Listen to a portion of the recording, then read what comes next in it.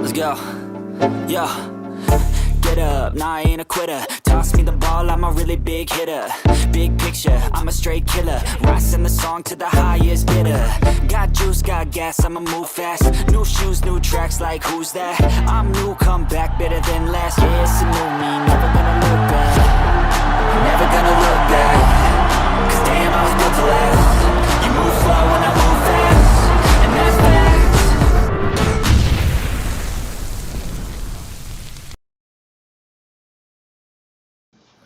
Ladies and gentlemen, Bears fans far and wide, welcome back to another electrifying episode of Monsters of the Madhouse on the Chicago Sports Podcast, the show where diehard Chicago Bears fans get the inside scoop on every rumor, every trade whisper, and every piece of breaking news coming out of Hallis Hall. If it's buzzing in Chicago, we're talking about it right here and right now. And let me tell you, today's episode is absolutely packed. And we're diving headfirst into Chicago Bears trade rumors involving some of the NFL's most dominant defensive freaking forces. We got Micah Parsons, Maxx Crosby, Myles Garrett, and Josh Sweat. These are the guys that give offensive coordinators nightmares. These are the game wreckers, folks. And they changed the course of the freaking season. And the question is, will one of them be suiting up for the Monsters of the Midway next season? But wait, there's more. We've got questions that we want to answer from you. And before the show ends, we are going to give you 5 burning questions and let you get a chance to answer those. And we're also going to take a closer look at the 2025 NFL Draft and breaking down the 2024 schedule. But today, I'm not doing this alone, folks. No. Not like it's on Coffee with Tracks while everybody's sleeping their little head at 5 o'clock in the damn morning saying, hi. Hey, Trax, it's too early for that damn coffee and Bears talk.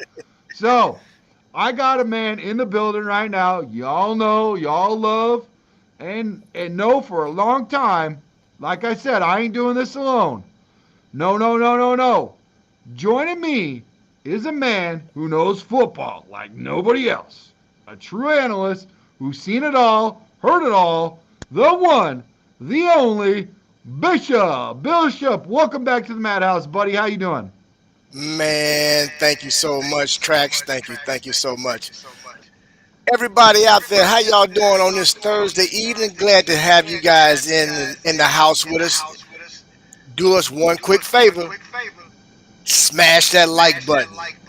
Share this content. And subscribe. So let's get to it, Trax. Let's get to it. We're not going to waste no time. Let's dive into it. Let's go. Let's go, buddy. So, all right. Here we go. Let's get into it because Bears Nation, we're all fired up, baby. And we've got some juicy rumors to tackle. The name that's sending shockwaves through the NFL right now is no other than himself, Mr. Flexer, Mr. Micah Parsons. This guy is an absolute beast, versatile, relentless, and he plays with a chip on his shoulder the size of Soldier Field. He's the guy offenses have to account for on every freaking snap. But here's the question. If the price is the same, would you rather have Micah Parsons, Maxx Crosby, or Myles Garrett? Which one would it be? Bishop, I need your take who you are trading for and why. Which one of these monsters fits Dennis's aggressive attacking defense the best? Who's that guy that changes everything for the Chicago Bears, brother? All right, so I took some time to kind of think about this. I'm going to break it down this way. First of all, Maxx Crosby would be a good fit But the problem with Max would be age. Plus, I just don't think Pete Carroll's gonna let the man out the building myself. Right. You've Now, said that before. You've said that before. I just don't look. I don't see Pete letting him go. Why? Why would he, man? Right. You know, you're talking about a cornerstone of his defense, and we know Pete Carroll. He can put together one heck of a defense. Yes, sir. And What was the name of that? Legion of Boom, right? Legion of Boom, baby. Yes. And if you think about it, everybody when you think of the Legion of Boom, everybody seems to think about Sherman and everybody, but those linebackers is what really did it for him, along with his guys up front. Now, here's an interesting take. If you was to add Maxx Crosby, the question is, how long can he continue to play with his style of play? You know, You I might will get a say one thing. I will say one thing really quick. I noticed when he was walking around in NOLA for the Super Bowl, he had a little walking boot on. I didn't know what that was about, but yeah, me either. yeah, I bet you he's the type of guy that plays through it and went and got something done after the season. You know what I'm trying to say? Oh yeah, he's that type of guy. Yeah. Definitely. Now, the next guy that I want to put some attention on, Yep. which is Mr. Myles Garrett. Oh yeah. I mean, if you Wait. think Which of, one are we talking about? The Browns one, or are we talking about the future Bear one? Which one you want up? I'm going to talk about the Browns one Okay, all right. Yeah, because because I feel like if I put this one up, I might sway your. Because he looks damn no, good in that freaking blue and orange, bro. that he does, that he does, and to be truthfully honest, I mean, he could serve very well opposite Sweat. Oh my. Now, the question is, how much is he going to cost? Yes. And for me, I don't want us giving up a ton of draft capital because we still have other holes that we have to fill. All right. Now, I'm going to go opposite way here. And I got Darius, who is not with us tonight. I know he hey, would like, yeah. do me a favor. Make sure you don't get into what I showed you later on. If you know what I'm No, saying. I won't. Yeah.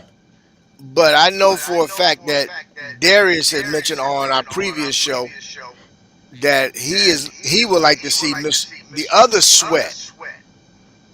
Oh.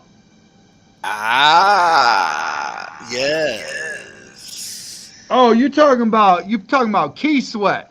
Okay.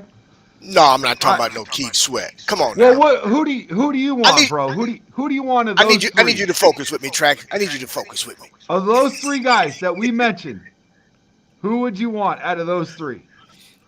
I'm gonna be honest, man. I like Micah. Okay. I like Micah, and the reason why I like Micah is his versatility. Yeah, And because he's knowing how Dennis Allen likes to move pieces around and be aggressive, Micah would be a perfect fit for his defense. And do you Because like you the look fact at it. that he's 25 also? Does that help swing Oh, change? that helps a lot. Yes, Yeah. yes, absolutely. And I actually think that Micah would like being in the blue and orange.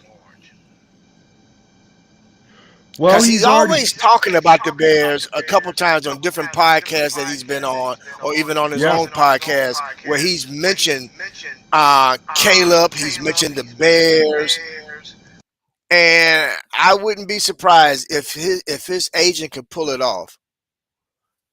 He would have him. You would,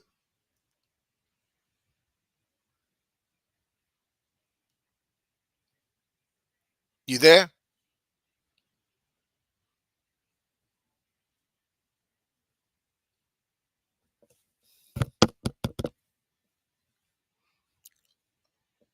I don't know. Did I lose connection? Yeah, I'm here. You're good. Okay.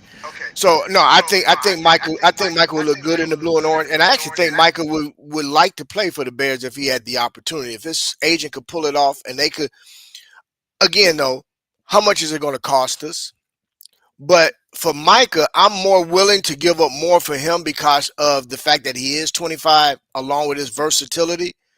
Um, I just that's my out of those three and the quiet Mr. Josh Sweat, I will go with I like Micah.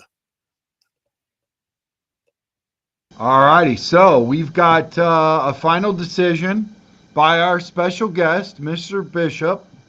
Not sure why I'm calling him special guest since I hijacked his show for Thursday night, but we're gonna go with that because Darius is out of the building and he's under the weather. Shout out to Darius. So, all right, man. I tell you what, dude. I knew you would bring the heat on this one, guys.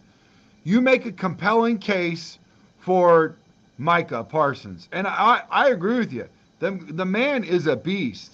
He's the kind of talent you build a defense around for the next decade. Now, if you want to say that with the other two fellas, now you're pushing 40. 40-year-old Calais Campbell, he's 37, 38, but he ain't no spring chicken no more, and he ain't putting up them numbers. He's one of them guys where, look, a lot of people talk about Khalil Mack. Khalil Mack barely put up like 5 sacks, but he only had 10 games. So you put that 19.8 million up on that 10 games that Khalil Mack had.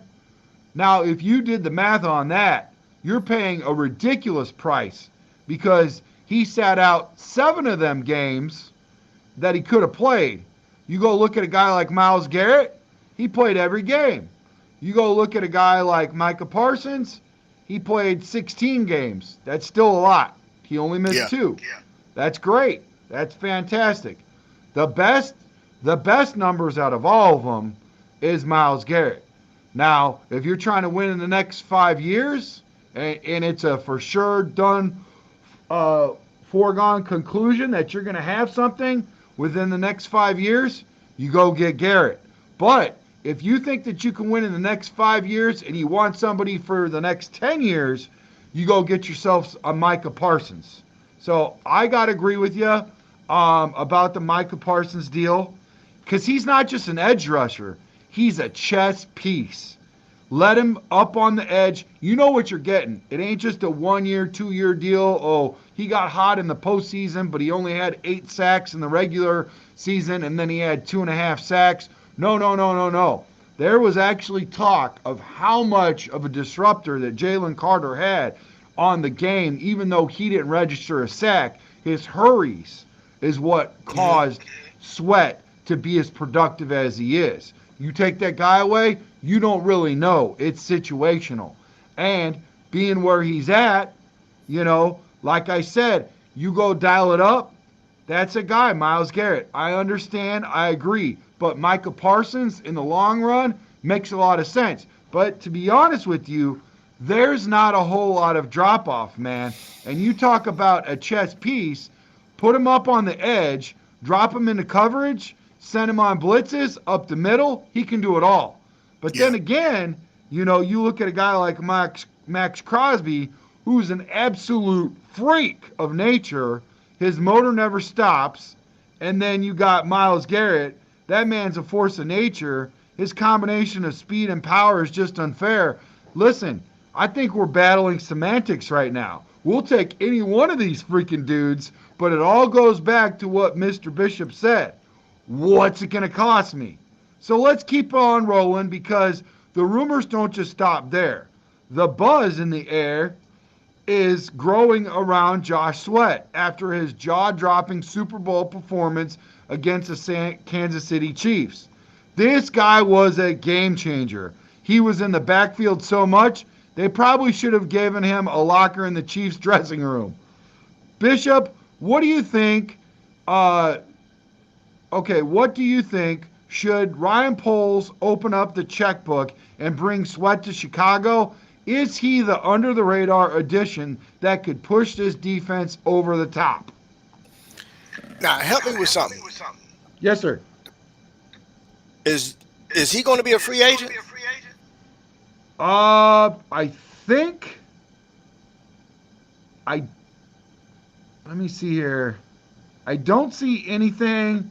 I don't have that in the notes. Maybe somebody could help us out in the I'm just chat. curious. I'm just curious because I wouldn't see the Eagles trading him. So if unless he's a free agent,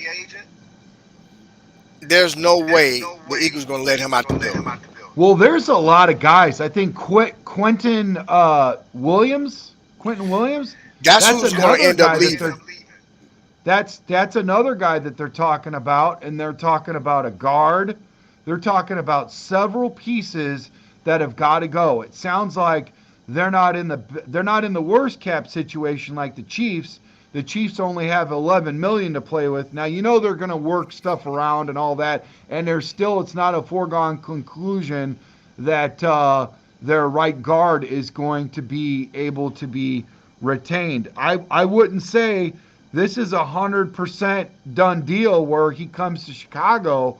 There's talks now where they're trying to figure out whether they can keep him or not. Or does that man say, hey, listen, I want to make the best, bang for my buck, get the biggest contract possible, and move on and see if I can do something outside of Kansas City because I've already got my Super Bowl. So there's a little bit of back and forth on that. But if he's happy where he's at, he don't want to move him, his family, and he wants to stay a Chief, and they throw a good enough dollar amount to him, and they make it work on the back end or however it is, they get creative, they might go ahead and keep him. So he's not an automatic like it was once talked about. You know what I'm trying to say to you, Bishop? Yeah. So let's look at it this way. Since we're gonna first touch on Josh. Josh Sweat contract. I'm pulling it up right now. Now we got some help from the chat. He is going to be a free agent. Me personally, he just signed a 1-year contract for $10 million with the Philadelphia. Yeah, including come on. $8.5 million signing bonus, $9.5 million guaranteed. Hear me out on this. This is where having an Ian Cunningham comes into play. Relationship coming from Philly. Yep. Get on the phone with his agent. Make that happen. And yes, I would pay him. Right. I would pay him. Okay. Absolutely. Now he is the buzz, and obviously so it's an easy one to take because guess what? Just like the right guard that was in the Super Bowl, that's going to the Super Bowl. And we're going to bring him here too. It's easy pickings. It's a no-brainer. Hey, let's go after the star-studded right guard that's on the Kansas City Chiefs that's always in the Super Bowl. That's a no-brainer to bring him in. It doesn't take any thought process to whip that up, along with Sweat. Everybody across all the channels is talking about Sweat. But you bring in a guy and you look at a guy from the Cowboys, Micah Parsons, or you look at a guy like Myles Garrett. Now, I will say this, like you said earlier, to your credit, Bishop, you said this first, that it's been talked about on a show like last week. They asked him, they said, hey, Micah, what do you think? He goes, dude, they did it right. Under Caleb Williams' contract, they have an opportunity to win with that money that's already saved on the most expensive contract, which is the QBs. They're at an all-time premium. Right. You're saving money on that. So that's what he said. He said, listen, and then they've got a lot of nice pieces there, and now they're starting to get coaching. It's all looking really good. So did he say he'll come play as a Chicago Bear? Absolutely not. But he did kind of allude to the fact that it's a really nice place, and this is why a lot of people are talking Micah Parsons.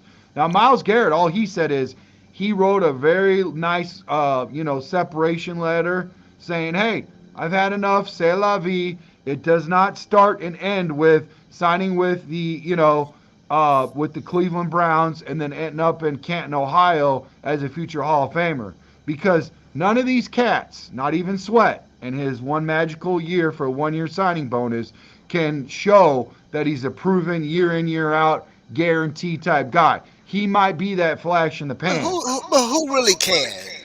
I mean, let's be honest, Brent. Well, he's already proven. Well. What I'm saying is, Myles, out of all these people, Maxx Crosby hasn't been proven year in and year out.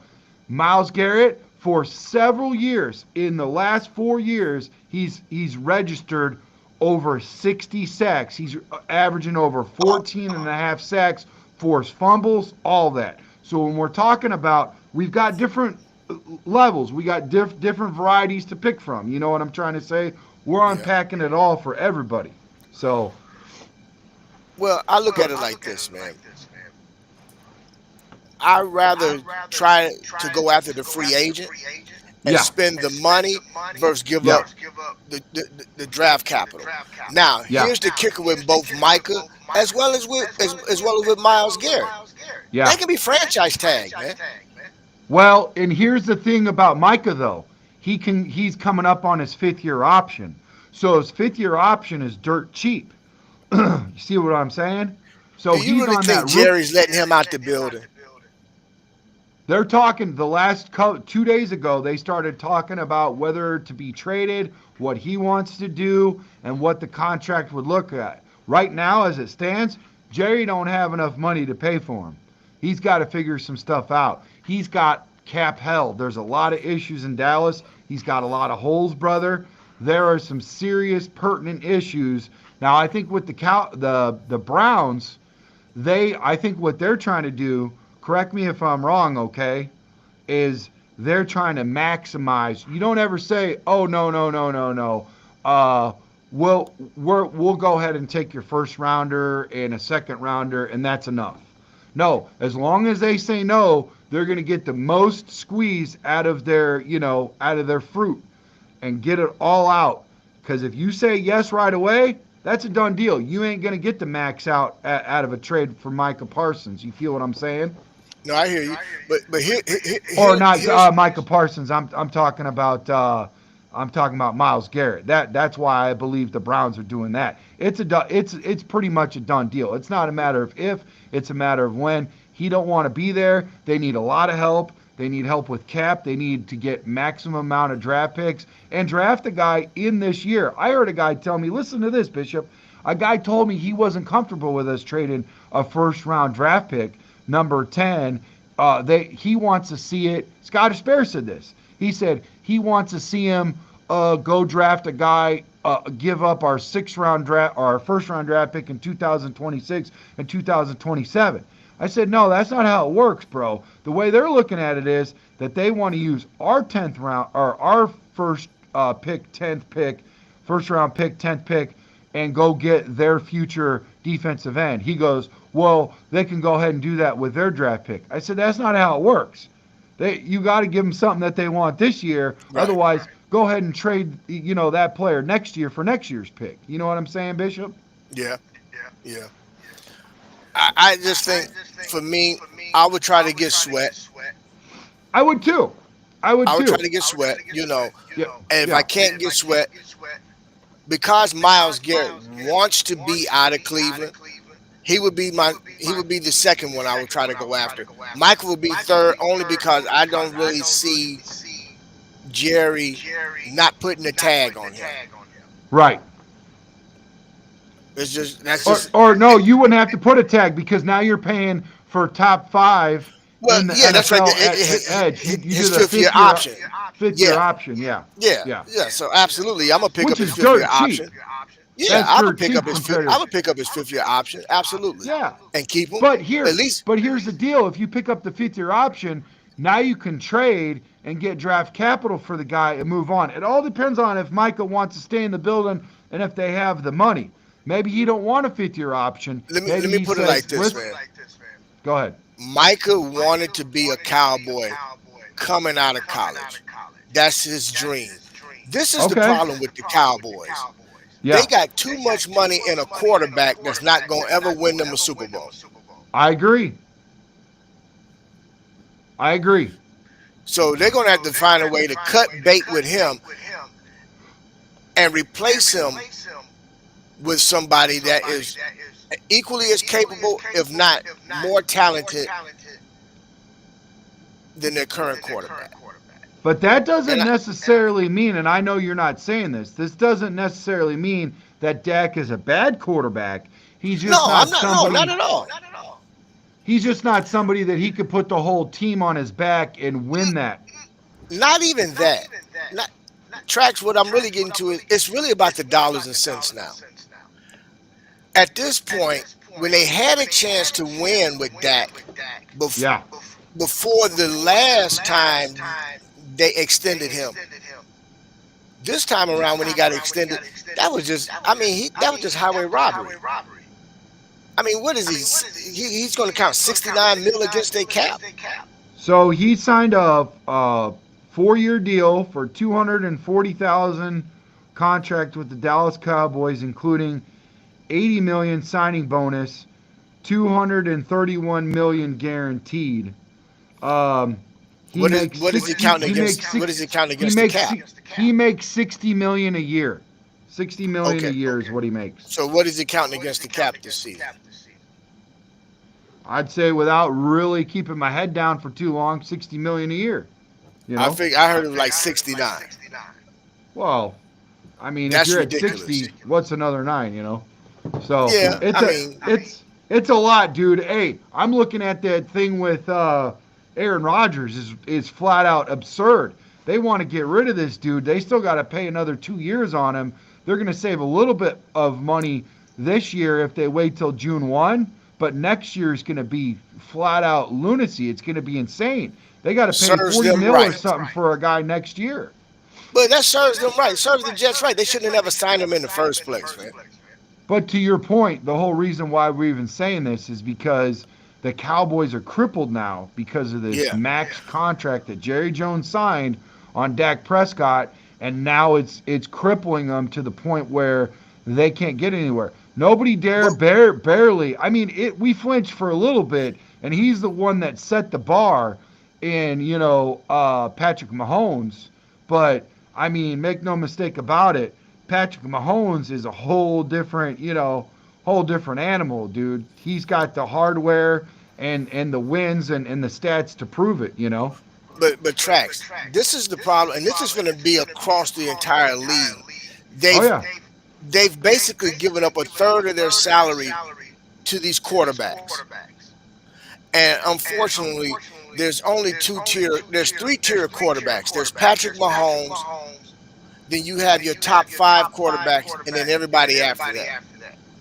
The problem is there's too much money going to the quarterbacks, and now you have other positions that actually need money to be allocated toward that. Many of these teams either are in a soon to be in a position to can't do it, or they're going to have to literally just pay two top guys on their team, the quarterback and whatever defensive player they want to pay. And that's going to be a problem league wide. Bears don't fall into that because they got a rookie quarterback. And I give Poles credit when it comes to contracts. He's done an amazing job with allocating the money properly. But I feel sorry for the Cowboys because they had their window of opportunity and they blew it. The management did. They blew it. Now, as for the Jets, I don't feel sorry for them because that was a signing that should have never took place anyway. And then all the other teams are soon going to be hamstrung. The Browns are hamstrung the same way. They paid all that money to Deshaun Watson. They haven't got nothing out of Deshaun. And now they're trying to find a way to void his contract based off of this setback from his injury. They're trying to say that it was something that was being done outside of rehab, and if they can prove it, that's going to be their way of getting out of that situation. But he's still going to count against the salary cap. But either way, man, I say this: I will go after Josh Sweat first, Myles Garrett second, Micah third, only because, again, I think the Cowboys are going to pick up Micah's fifth-year option, and I don't know why Jerry's toying around with it. I guess he can't. He can't do anything until the new season start, the new business season start for the Bears. I mean, not for the Bears, but for the NFL. But those are my picks, man. I like Josh Sweat, and then I like Myles Garrett.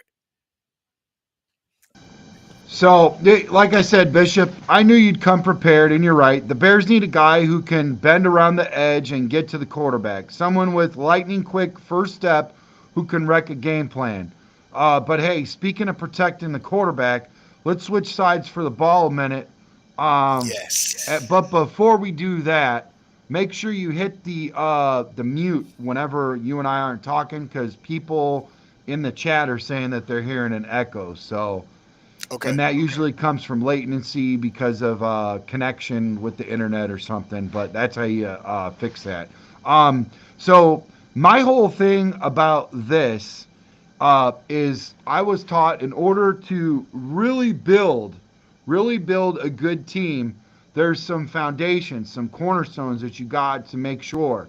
Now, you have to protect the blind side of the quarterback. That's one. That's your left tackle. Then you have to get yourself an edge rusher, a guy that they have to game plan for the whole entire game, not just parts of it. And I'm not just talking about part of the season, the whole entire season. So a guy has to be there. Don his uniform. He's your lockdown, defensive end, pass rusher, creating havoc, helping other guys get loose. The last but not least is your lockdown cornerback. We have one of those three in our building. We have Taylon Johnson. And that's it. That's all we got. Sweat is not that guy that creates havoc. He's not a guy that you have to game plan for. He's not that freaking dude. We don't have him in the blue and orange yet. That guy has not yet to be in the building. So we need to address that. We need to also address the left tackle because we're 1 out of 3, and that's it. So let's switch to that side of the ball. Okay. Before we do that, I gotta disagree with you. I think Sweat is that guy.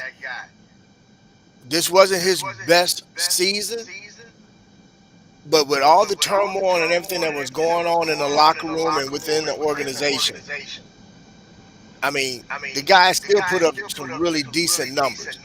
And I think this coming season, under Dennis Allen's defense, he's going to perform a lot better. Well, I hope he has more than 4.5 sacks because I can He get will. that from about anybody. You He know, will. I want a guy. Every one of the guys that it's amazing to me, and I'm not gonna shoot no darts at you, my buddy. But because the guy have an off season, we're quick to just want to throw somebody to the wolves and say, "Oh, he's not that guy." But we was beating the drums when we got him. Oh well, So- yeah, he made a difference. so, But now look, that people so game you- plan for him, he You're needs not gonna help. turn on your wife. Your wife have one. Your wife have one bad night, or one bad, or one. Your wife have one bad year. I'm definitely not going to just keep gonna- my family out of this. I'd like to do that, please. Well, I'm If just you no. don't I'm just mind. saying any. No, I'm just saying I'm anybody. just saying I'd like to keep my family out of this and yours Okay, and well- everybody else's. Listen, I'm gonna put it on me. My girlfriend have one bad year. I'm not gonna kick my girlfriend to the curb because we had a rough year. I don't want to kick Because- Sweat to the because I curb. know- I'm just because I saying know- he needs help. Well, I'm just saying he needs help. help. That's it. Yeah, well, okay, let's address that he needs help. Let's not say that he's not that guy, because he is that guy. He's not the alpha. He will never be the alpha. He ain't a guy that's going to get 14 and a half, 15 sacks. He'll never be a guy of all those guys that he might be a Sweat. He might be an 8-sack guy who might get 2.5 sacks and have one great game, and that being a Super Bowl, but that's it. He's not going to be any of those guys that we named off at all. He could be a 2A, 2B, or no, he'll be a 2A, 1B, but he ain't going to be the 1A.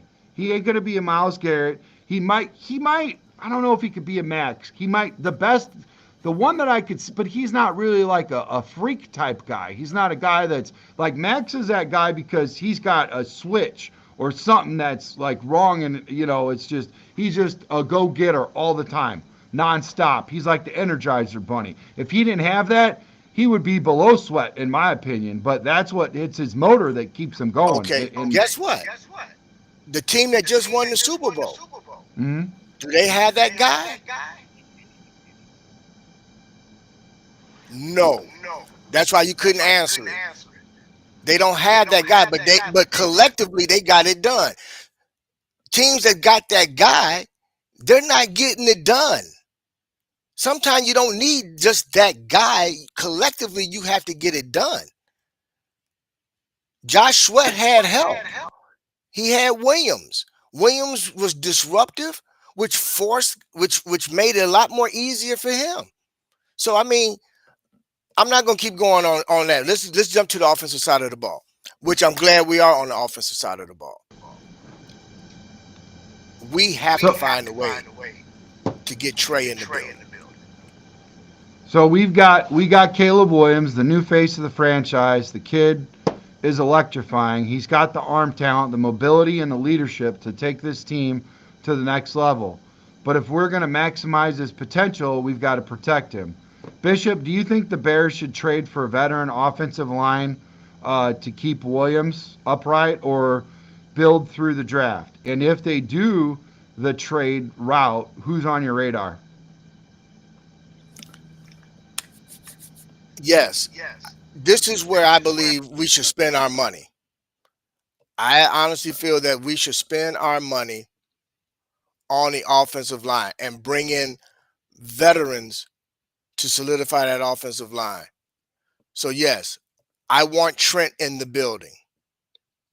Back up the Brinks truck, get him away from Kansas City. I think that would be masterful to put him back next to Darnell Wright. They played together in college. That would solidify that. And then there's a young man in the draft, if we have to move up to get him, which I don't think we would have to, I would like to see us put him next to Braxton Jones. And that's a young man by the name of Kelvin Banks from Texas. Bring him in. He's played guard and tackle, but I would bring him in and put him over at the guard spot next to Braxton Jones. And then we'll go out and spend some money on a veteran center. And that would shore up our offensive line. And then we could add depth to the offensive line through the draft in later rounds. So that's how I would do it, Trax. That's what I think we should do. I think if we got Trey Smith, bring him in, put him over there with Darnell Wright, and if we're going to use that 10th pick for anybody, if we can get Kelvin Banks, I would like to see that happen.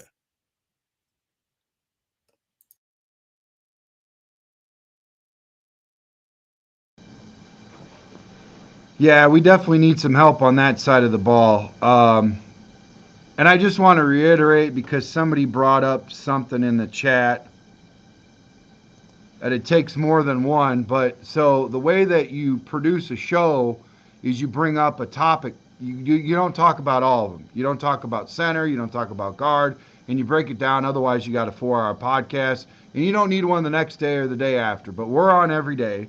So whoever this guy is, he needs to understand that we have a topic to talk about and we bring it up. But we're not going to talk about the left tackle, the guard, the center, the right guard, the right tackle, the tight end, the receivers, the flanker, the freaking running back, the fullback, the quarterback, the water boy.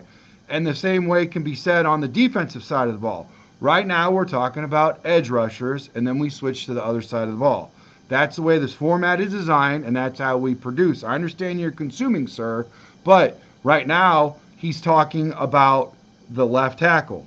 So I don't know where this is at, but I'm just letting you know that he's talking about a guard and he's talking about a tackle. That does not mean that he does not think that we don't need a center. That does not mean that he doesn't think that we need a second tight end.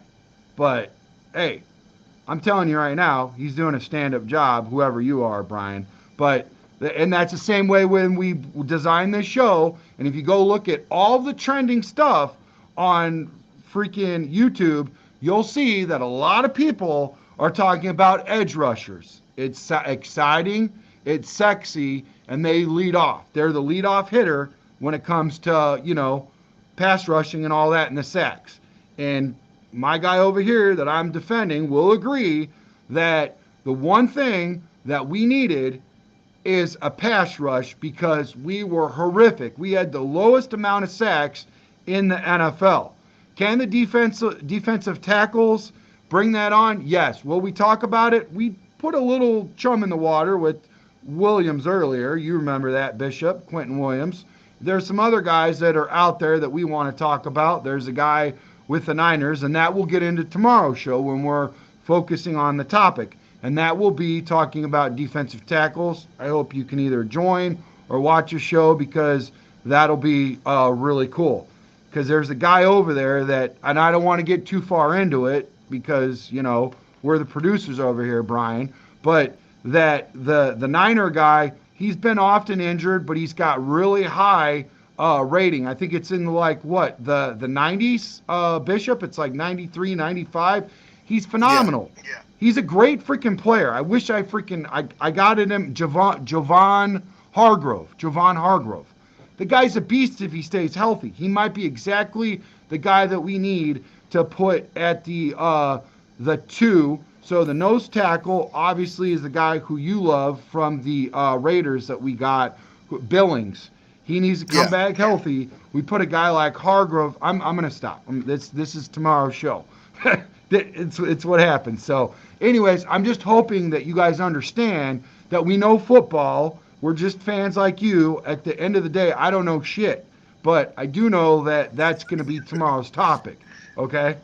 So that's why I got this guy on, because he saw a lot more football and knows a lot more he's forgot about more football than I'll learn, because he's probably got about a 10-year start on me. So hopefully in another 10 yards, I might catch up to Bishop's ass, But like I said, at the end of the day, that's just in a nutshell. I didn't want to go off on a rant, but I think this guy might be an okay dude, and I just want to explain to you how we operate, sir. Thank you for joining us. Yeah. And I'm trying to take care of my boy over here because I think Bishop, or this man, I don't mean to call you boy, out of respect, but you know what I'm saying. So it's all good.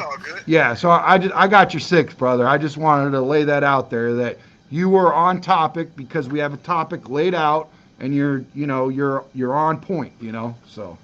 And if I can really quick, I want to agree with Bellissimo. Bellissimo, I'm 100% in agreement with you. No, Braxton Jones is not what we consider a real, true starter at left tackle, but we got to be honest and say he probably will be our starting left tackle this season, because we got other areas on that line that we really do have to address, and unfortunately, we can't take care of everything in one offseason. But in terms of Brian's my guy. He's good people. And actually, I think he was commenting more with somebody in the chat than he was with us. Oh, I'm sorry. I'm defending you against your friend. Brian. That's my man. That's my man. Everybody knows Trax will defend his freaking friends better than he defends himself. There was a guy. We were at South Padre Island. I just got back from the anti-terrorist before he went over to the Middle East, and he wanted to go. He fell in love with this pregnant stripper, and I'll never forget this. I said, Phil, you need to stop. You've had too much to drink. We need to go home.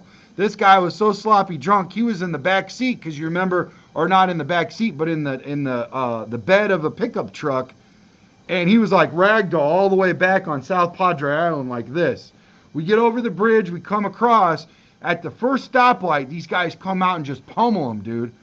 Trax is on a security watch, and I warned him. I said, don't go back to there. That girl's bad news. Never fall in love with pregnant stripper. This is bad for you, okay? So what happens? I go to see Phil. He opens up the barracks door. He's all beat up. I said, where is he? And he told me where he's at. I go up there. I take one knock on the door. Dude opens it. He goes, who's loud out here? I said, you are. Whack, whack, Whack!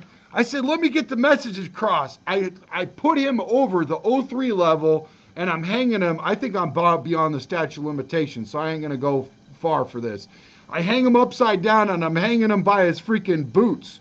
And I says, all I want to hear from you is an apology. That was a be what move, and you owe him an apology right now. That's all I want to hear out of your mouth. And you're going to walk down with me and apologize to Phil for being a little B. Yes, sir. Yes, sir. Yes, sir. I said, all right. I helped him up, and I said, oh, man, you got pee. He peed his pants, you know. I got him up. I walked his freaking puny little butt down there. I mean, he was a big guy, but, you know, he was a punk compared to Trax. Opens up the door. He apologized. He's on his hands and knees. He's begging. He's crying. My point is, I protect my boys better than I protect myself. So I'm sorry, Brian. I'm sorry, buddy. And I'm too old to be hanging Brian over the '03 level, and I don't have the military to protect me anymore, okay? No, I ain't you don't. about that no more. No, you I ain't don't. about that life, okay? So, And Bellissimo, I'm with you, man, because I was trying to visualize that, but you're right. That is the T-shirt. Never fall in love with a pregnant stripper. that is? That is a thing? Like, people need I to make hope not. freaking swag out of that thing. I hope not. Man, I love But anyway, Barrelissimo. Hey, let's You jump know back on topic. Barrelissimo. Hey, you know Barrelissimo. That's all topic, bro. You're my guy. I had to protect you, even though it was against your friend, and it was. Hey, he sometimes in a war you catch a stray, Brian. I apologize. All right. But anyways, back to my point. My point is that, hey, listen, we're producing, so here's where we're going to next. Chat, we want to know. I got 5 burning questions for you guys. Okay?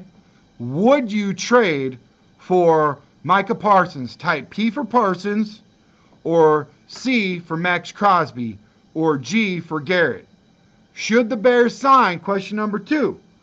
Should the Bears sign for Josh Sweat? Type Y for yes or N for no. Question number 3. Would you rather see Khalil Mack back or trade 2 first rounders for Micah Parsons? Let us know. Question number 5. Uniform change. You guys might like this, you might not. Little respect, I don't know. Yay or nay? Should the Bears honor Virginia McCaskey with a new look? What is it? VM, I think it is. Virginia McCaskey. VGM? I forgot. There's the initials. Or something for her this year, you know. And remember, guys, we're gunning for 3,000 subscribers. You're going to get tracks hard-earned cash. It's going to be an autographed. A lot of dudes out there do that. My boy Nick from Just Another Year, Nick Rohde, he does this. He's up to like 26,000 subscribers or 25. He giving a Ben Johnson jersey away. He did 23,000 a couple weeks ago. He's long in the tooth. He's been doing this for a while. But he did a Devin Hester jersey. So, but none of them are autographed. Your boy Trax and Bishop, we are going to send you a first class, make sure it gets to your house, jersey that's been autographed by one of our Chicago Bear friends. Or, if you're local, I'll hand it to you and give you a beer. Okay? So make sure you hit that like button, subscribe, smash that noti bell so you get all notifications for a chance to win, and share the heck out of this video so we can grow. I want to say right now, though, Bishop, you have a huge influence when you're in the building, because I have not seen Bellissimo in a minute. And I know for a fact you travel well on the road, brother, because he's here for you. He ain't here for Track's ass. He's here for you, brother. So thank you very much for being my special guest on your show. Well, I got to give a special shout out to somebody else too. My Yeah, girl do it, Remy bro. is in the house. My girl Remy is in the house. Hey, Remy, thank you so much for tuning in, as well as my man Brian. Brian, thank you, baby. I appreciate everybody that checks in with us and make sure that they supporting us and all. I mean, to my heart, it means a lot. And it's just good to see you guys in the building. And Bellissimo knows football, so I thought I knew football. I've learned some stuff from Bellissimo. So um, I'm here to tell you, man, Yeah, and I know it's 3 a.m. where you at, bro. So again, thank you. Really appreciate it. Thank you very much. And my girl Remy, yes, she is a treasure. Yes, she is.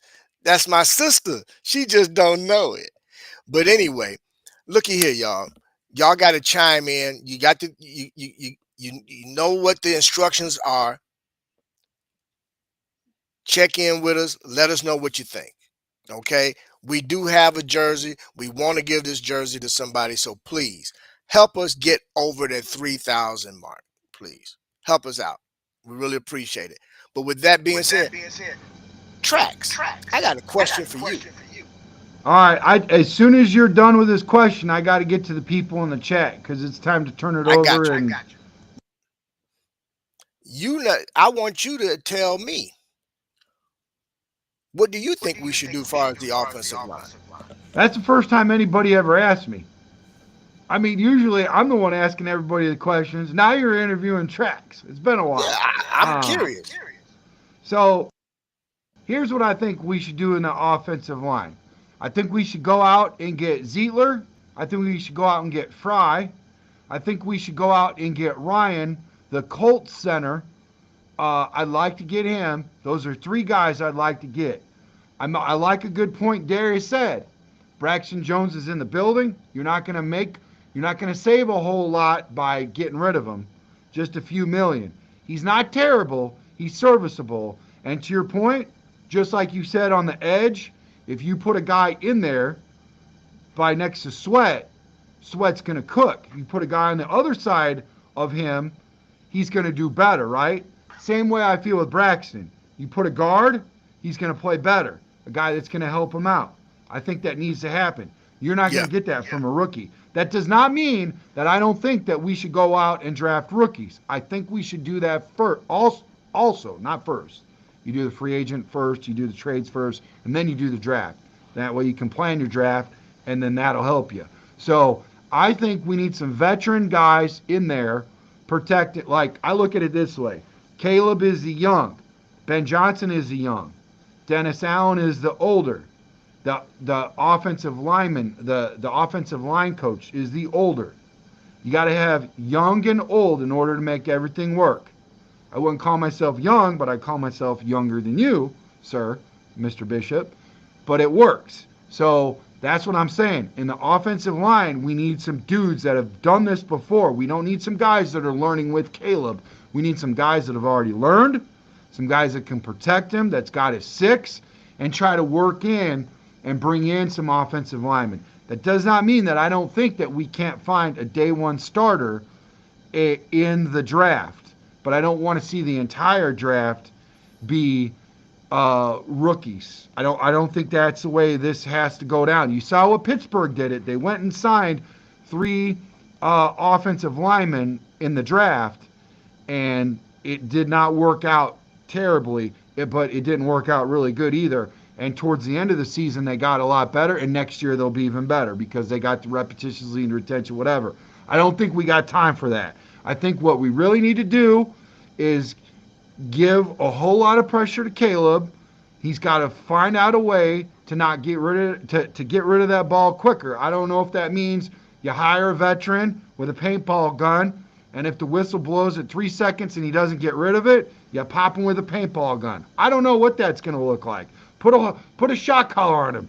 Just figure out a way that he can get rid of the ball quicker and make sure he's got some veteran offensive linemen. Because as of right now, brother, the only veteran that I respect, and I'm sure you do also, is Darnell Wright. He's the only guy in the offensive line, and that's his right tackle, that I respect and say, I trust him to take care of Caleb and make good blocks for our run game.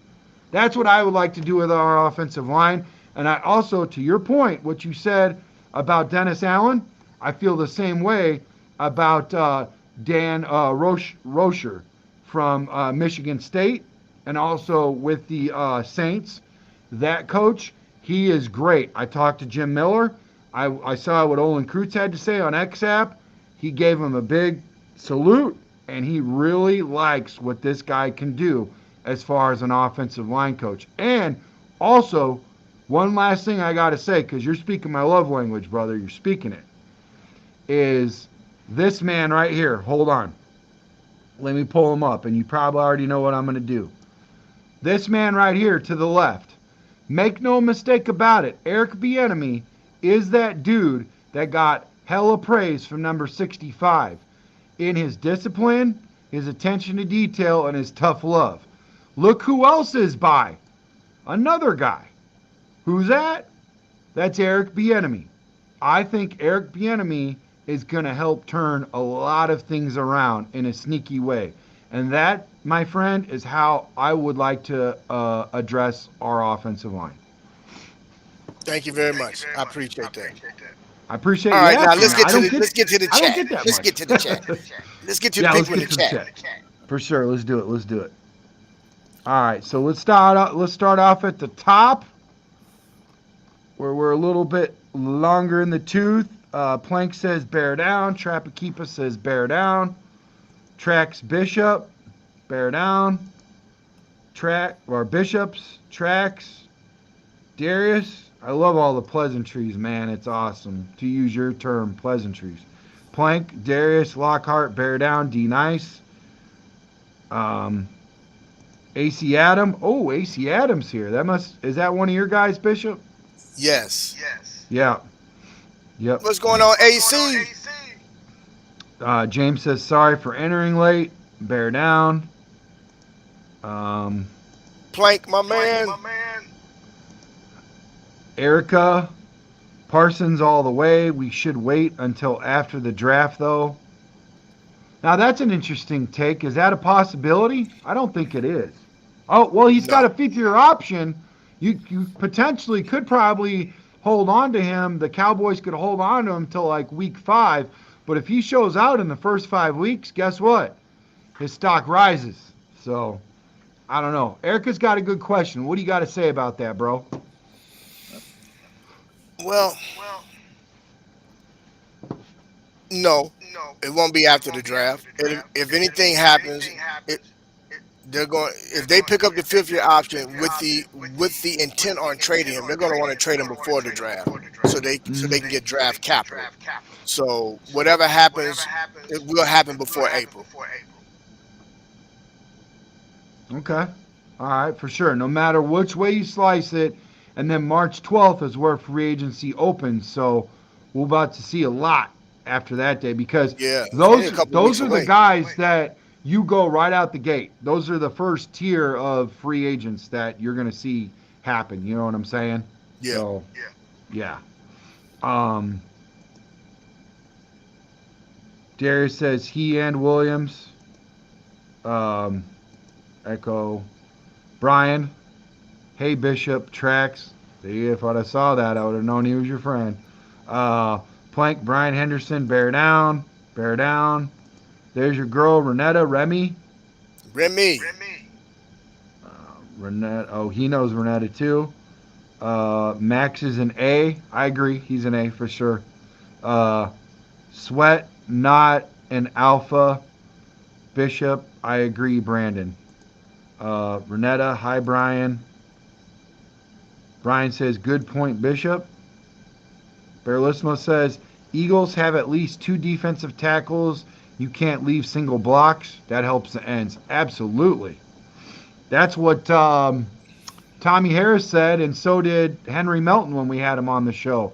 He said, basically, I asked him, how important is your position, Tommy? How important is his 3 technique? I asked Henry the same question. They both said the same thing. He says the 4-3 in the 4-3 defense. The 4 is the engine, and the 3 technique is the ignition. We don't get started without that 3 technique, Trax. I said, wow. He blew my hair back with that. That helped me realize how important it is to have that 3 technique. He believes in Gervon Dexter. They both believe in the hand placement, the physicality of them, their technique, and all this stuff. They believe Gervon Dexter is that dude, but he needs help. They both said that. And you guys are saying that too. And I agree with Bearlissimo. And I agree with you, Bishop. We're all saying the same thing. I actually think that Dexter would have. I mean, he started really coming on the second half of the season. Had Billings been healthy, I think he would have really wrecked shop, man. Yeah, I agree with you. Bearlismo says Trey Smith is a free agent. You're not Okay. trading for a free agent unless he's tagged. No, you're not. I don't think we were talking about trading for Trey If I Smith. made, I might have made the mistake and mentioned that Trey Smith was trading for him, but you're right, Barry Leesmo. He is a free agent. That's what I said. Back up that Brinks truck, man. Well, there has been talks. There has been talks, and I haven't heard it from anybody but fans that they would tag him so they can get something out of him instead of just letting him go. That's wherein lies the problem. Where if you do that, you have to account for how much money it costs in him being a top tier guard in the NFL because that's what you're getting. That and plus, so when you look at that, I don't Yeah, know he's up around 20 mil. and you're going to be looking at that. So now you look at the entire draft class for the Chiefs. Let's say they got 1 through 7. On average, is 5 to 6 million to sign all them dudes. To sign all them dudes is 5 to 6 million. You got to hold on to that. Right now, they only got 11 million. So you need to make sure that whatever the draft or whatever the trade capital is that you get back for, franchise tagging a guard, that is equal to, and you better make sure that all those guys that you trade for the draft capital for that franchise tag in order for this to work out in a vacuum, that they are going to be spot on because all those guys are going to cost a lot of money and it's going to cause you to be in cap hell, which is kind of where the Chiefs are at right now before they get very creative. Because keep in mind also, ladies and gentlemen, they're going to have like 90 people in the building just for camp bodies and all that kind of stuff. They got to have money to operate. And they got to have money in case people go down that you sign in the middle of the season. You know what I'm saying, Bishop? Yeah. You can't just roll into the season with 11 mil and have some guys like the Chiefs in there. Which Well, I leads think me Trey to the Smith's next worth it, though. question. What's that, brother? I said, I think Trey Smith's worth it, though. Oh, he absolutely is. I just really think that they let him go and they let him go in free agency. I don't think he stays. But there was talks today about it on Bears Chat Sports. Hmm. That guy,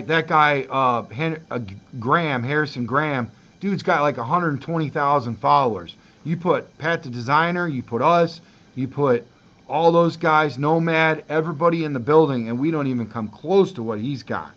I mean, it's insane, that guy. And what he said is that they might, even with a bad outing, his stock might drop a little bit.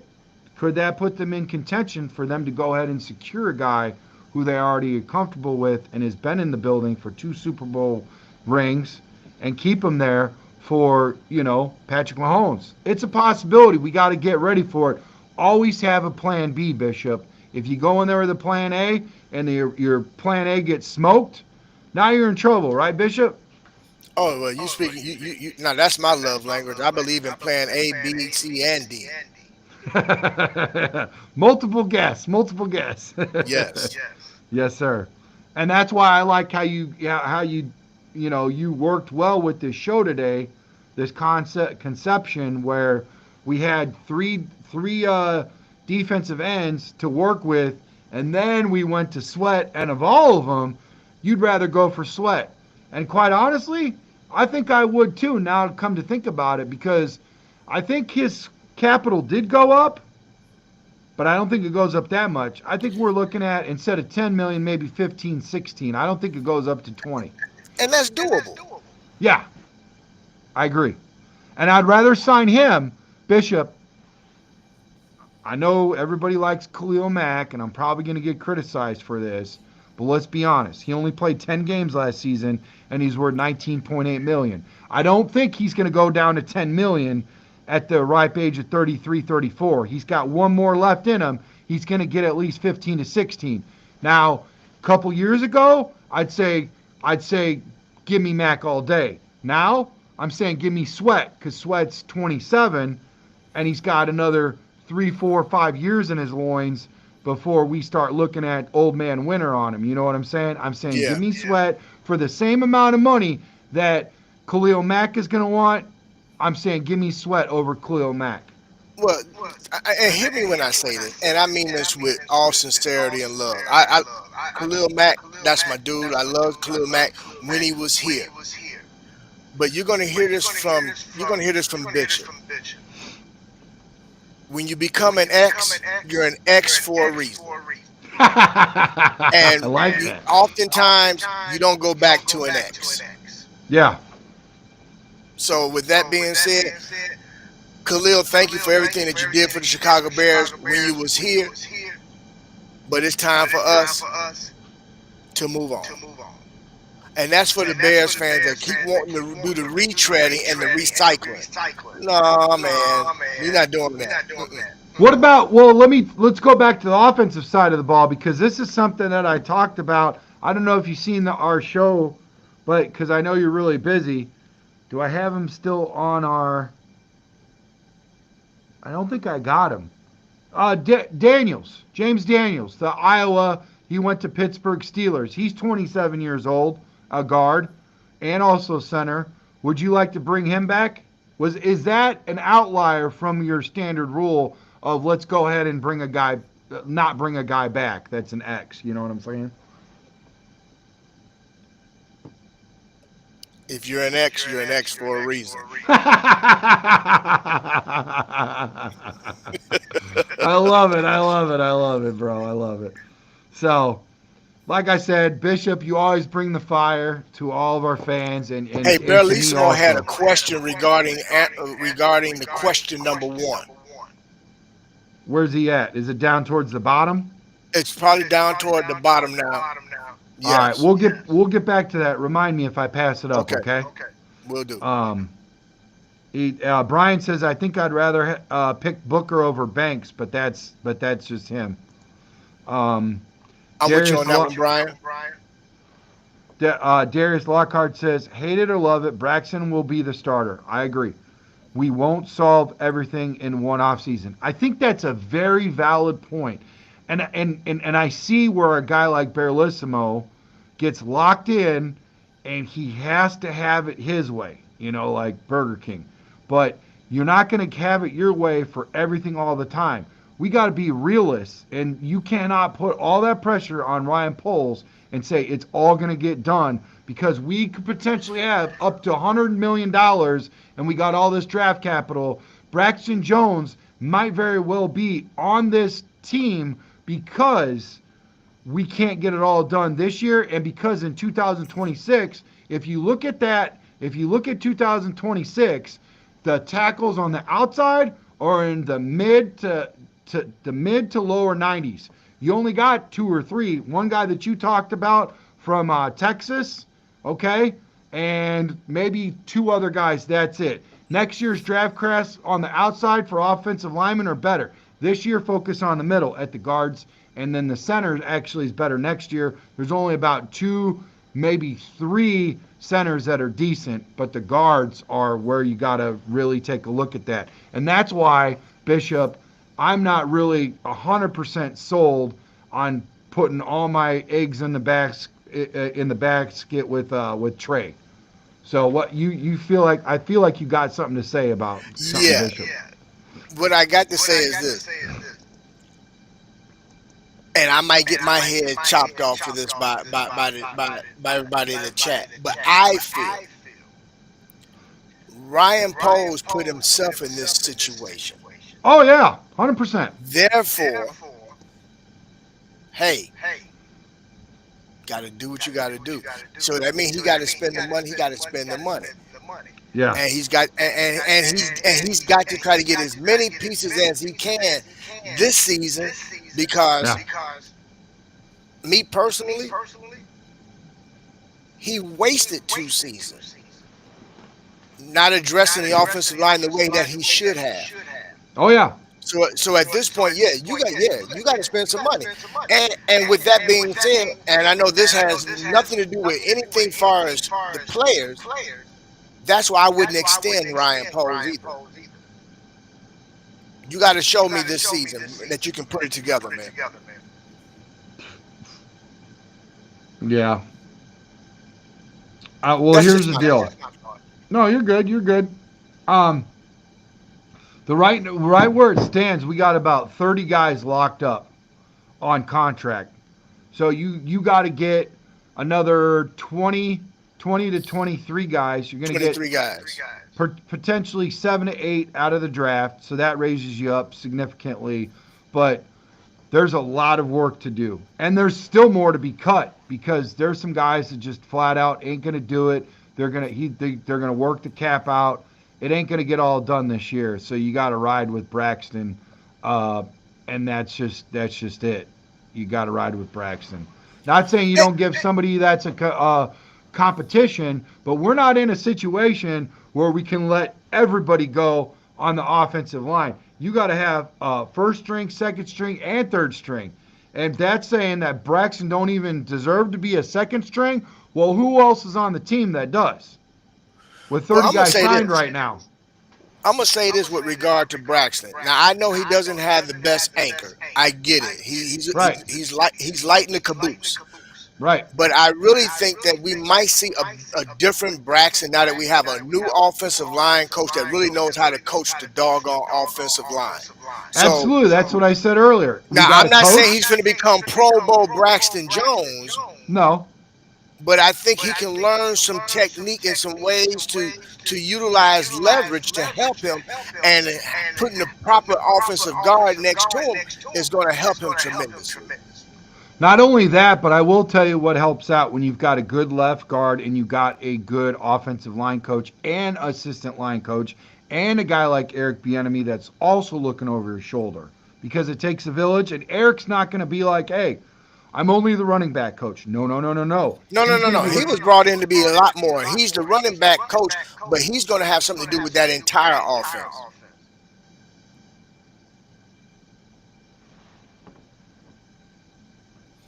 But with that being said, hey, look, everybody in the chat, thank you, Brian, for agreeing with me. Pose did do this. You absolutely right. And Remy, and you agree with me too? Not a problem at all. Oh, Montana Shy is in the building. What's going on, Montana Shy? How you doing? But I really think that what we're going to see this year from this team is a much more prepared team. And because we have coaches that are going to hold each other accountable, but they're going to hold these players accountable.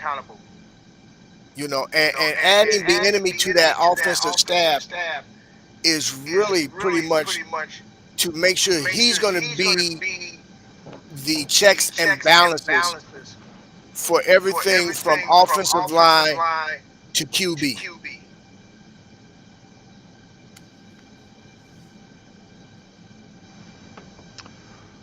Remy says, "I want Mac Attack back and to add, bring back the Honey Bears, please." Now, I'm with the Honey Bears, but not with Mac. Unless it's a Big Mac. Brian says, "Put VHM on the other sleeve." It's 3 a.m., bro. I'm here because you're on Tracks and Co. Remy is a treasure for sure. Remy says, "What's up, Bishop?" on TV. Yes. Q1 is the trade comp the same? He's talking about question one. That's the one I'm talking about. So is the trade comp the same for all players?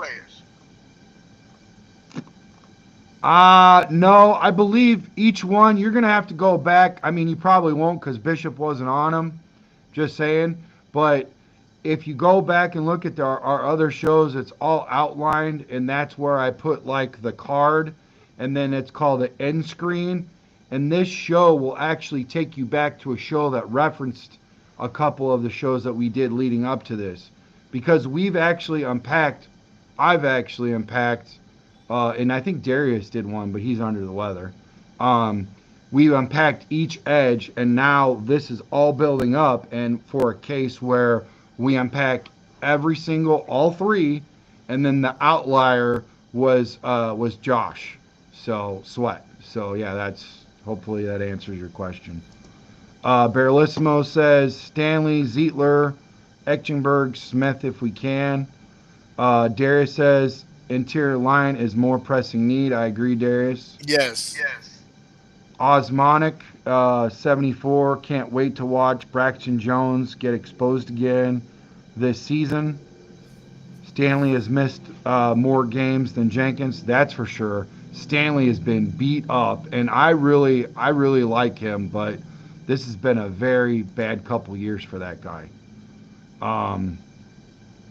97% last year. This year was terrible. I think he played 8. I'm not sure. I don't have that in front of me. Osmonic. I love the D guys. It's a lot easier when you're consuming instead of going through all of your show notes and everything that you got and working that and the questions. I can't go Google really quick and look smart in front of everybody with all the exact numbers. You know what I mean? It's hard to do that. Qsmonic74 says, I love the D guys, but this has to be fixed. The line, or we don't have CW much longer. I agree for sure. We can do both. Blowing everything on a super defense player is not what I had in mind. Yep. I got a question for the chat. Who do you think we should get for center? I got to get through all these questions first before we get to that one. Think about that, and we'll bring that up on next Thursday. Plank says, Osmonic 74, bear down. Brian says 1 year out of 5 for a player over 30. We need an edge rusher to stir things up and make our defense better. Remy says, and look for Swift to be out of here. Do not think coach going to keep. They let him go in Detroit when Ben was there. Swift, okay, so Remy, actually, Ben has actually addressed this. And the whole reason behind that is they were able to go out and get Jamar Gibbs, which Swift and Jamar Gibbs has that same type of play style. Running style, yeah. They went out and got our running back, the guy that we liked from Iowa, and now all of a sudden he's creating havoc, and Montgomery is like that red zone threat with all the touchdowns. So you got your Sonic and you got your Knuckles. They didn't need a Sonic Knuckles, so they went ahead and let Swift go. Now he goes back and he says, hey, and listen, I think he got under his leadership, he got like 12, almost 1,300 yards. He had a good amount of touchdowns. Swift did really good with Ben. So it's not that he cannot function with Ben. Ben's going to make sure and utilize him because Swift's under contract, but he's going to go ahead and bring, I feel, I don't know 100% for sure, but I feel like he's going to bring Knuckles back in the building and give it a 1-2 punch. So I don't think it's that he doesn't like Swift, and that's not that Swift's going to end up always being our Sonic, but right now he is kind of just like we got Braxton Jones. Can I address that really quick? Yeah. This in this upcoming draft, it's deep in running back. They're going to be able to find somebody in this draft to be their Monty, and we're going to still be able to keep Rashawn Johnson, who's going to be that red zone threat. So watch out. I think Ben Johnson's going to be cooking with something here soon. Well, and then we still got Ian Wheeler too now. Don't forget, we got Ian Wheeler too now. Darius says, some of y'all have to understand that we have to maintain our cap flexibility. This ain't Madden. That is spot on right there. That is spot on. I feel like there's a lot of that going on. That's why every single guy that I brought up, it barely even eclipses what Trey wants as one guard. The same way that people feel about our edge rusher is the same way I feel about our offensive lineman. We're not one offensive lineman away from a Super Bowl, just like we're not one defensive lineman away from the Super Bowl. So make sure that if you're going to argue one side, you argue both sides. Remy says, not going to keep him. Plank says, D nice. Remy says, and yes, Bishop, I know you, my bro, from another She mother. said, there you go. Yeah. James says, honor Virginia McCaskey with a new look. I agree. I think that's the right thing to do. I like that they did that in the Super Bowl. I thought that was really cool. And when I was listening to Moving the Chains with Jim Miller and Pat Kerwin, they talked about in all of the owner meetings, everybody appreciated and they loved Virginia. She never got too high. She never got too low. She was just even keel, and they really loved the way Virginia was. She's got a lot of respect. So I love how they honored her in the Super Bowl. I thought it was great. And I do think that they're going to go ahead and honor her. I just don't know how it's going to be. So I think it would be cool if they did that. Osmonic says, no, but we could spend some money and get one starter on the D-line and one on the O-line, helping us address running back and safety in the draft. I agree with that, Osmonic. I really think that's a smart way to do things. I hope it works out. I really hope we can get a guy. Hey, listen, your boy Trex didn't know Sweat was coming. I think a lot of us were shocked when he did. And when he did, he put the whole league on notice. I'm like, Sweat who? I didn't know about that dude in Washington. I never really paid attention to Washington a whole lot. But once Sweat came over, I go, who else they got over there? And then everybody says, oh, the Bears can't, be from worst to first. I said, Washington didn't say why me. They said try me. They had 4 wins last year, and they were in the NFC Championship. Just don't ever say that you can't do something in life, because you can. Montana Shy. What's up, Montana Shy? Thanks for showing up this morning, buddy. He says, what up, fellas? Plank, he's at I don't know how this guy does it. He's in my morning shows. He's in our evening shows. He's on other people's shows. I see him everywhere. He's even on freaking 670 The Score. Guy's amazing. Montana Shy says, bear down, Plank. Brian says, agree, Bishop. Poll did this. Now, I will say this. I 100% agree with both you gentlemen. Polls did do this. But I will say that he didn't do it on his own. And here's why. Now he actually has somebody in the building that's an offensive coordinator, that's also a head coach, that is proven. Before, he did not. Now he has a defensive coordinator that is proven. Before, he did not. So what is he going off of? He's going off of first-year rookie knowledge as a GM. If you're going to make all the excuses in the world for a rookie QB, for a rookie edge rusher and Javon Curse, make those same excuses because he's only a man and he's Ryan Poles. And he doesn't have nobody else to bounce the stuff off of. Now he's going to go over to Ben Johnson. Ben, you led the league for 3 years in offense. Who should I address when I go get a running back? Who should I look at as wide receiver? Who should I look at as offensive lineman? Now he's also got a guy who's very well respected, and Bishop and I talked about him, Eric Bieniemy. He's got that guy in the building. And an offensive lineman who's also been a tight end coach, who's also been a head coach in Dan Rusher. So he's got all these guys. And he's got Al Harris as a defensive back coach. He's got them all over. He can actually bounce stuff off of people that are proven coaches, and he can go get these draft picks, and he can go secure free agents. It's going to help when you've got more than one person in the building to make these decisions. Things are going to be way differently, and I can thank Kevin Warren for that because he's that guy in the middle that said, hey, listen, calm down, George. Daddy's got it. And guess who's going to run point? Ryan's going to run point. There's a chain of command for a reason, George. Stay in the office and answer them phones and do whatever you got to do, but stay. This is my business. So now from this point forward, don't let history dictate what your present and your future is, because things are changing. And that's how I feel about all of it. Brian says, agree Bishop, Poles did this. Like I said, I agree. He did do this, but he didn't do it on his own.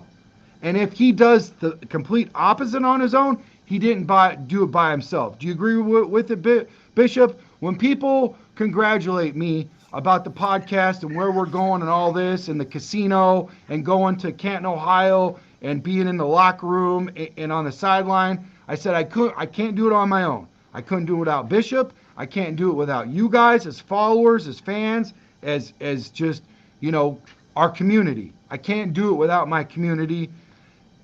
Guess what? I can't fail all on myself either. I got a bunch of people holding me accountable for a bunch of stuff.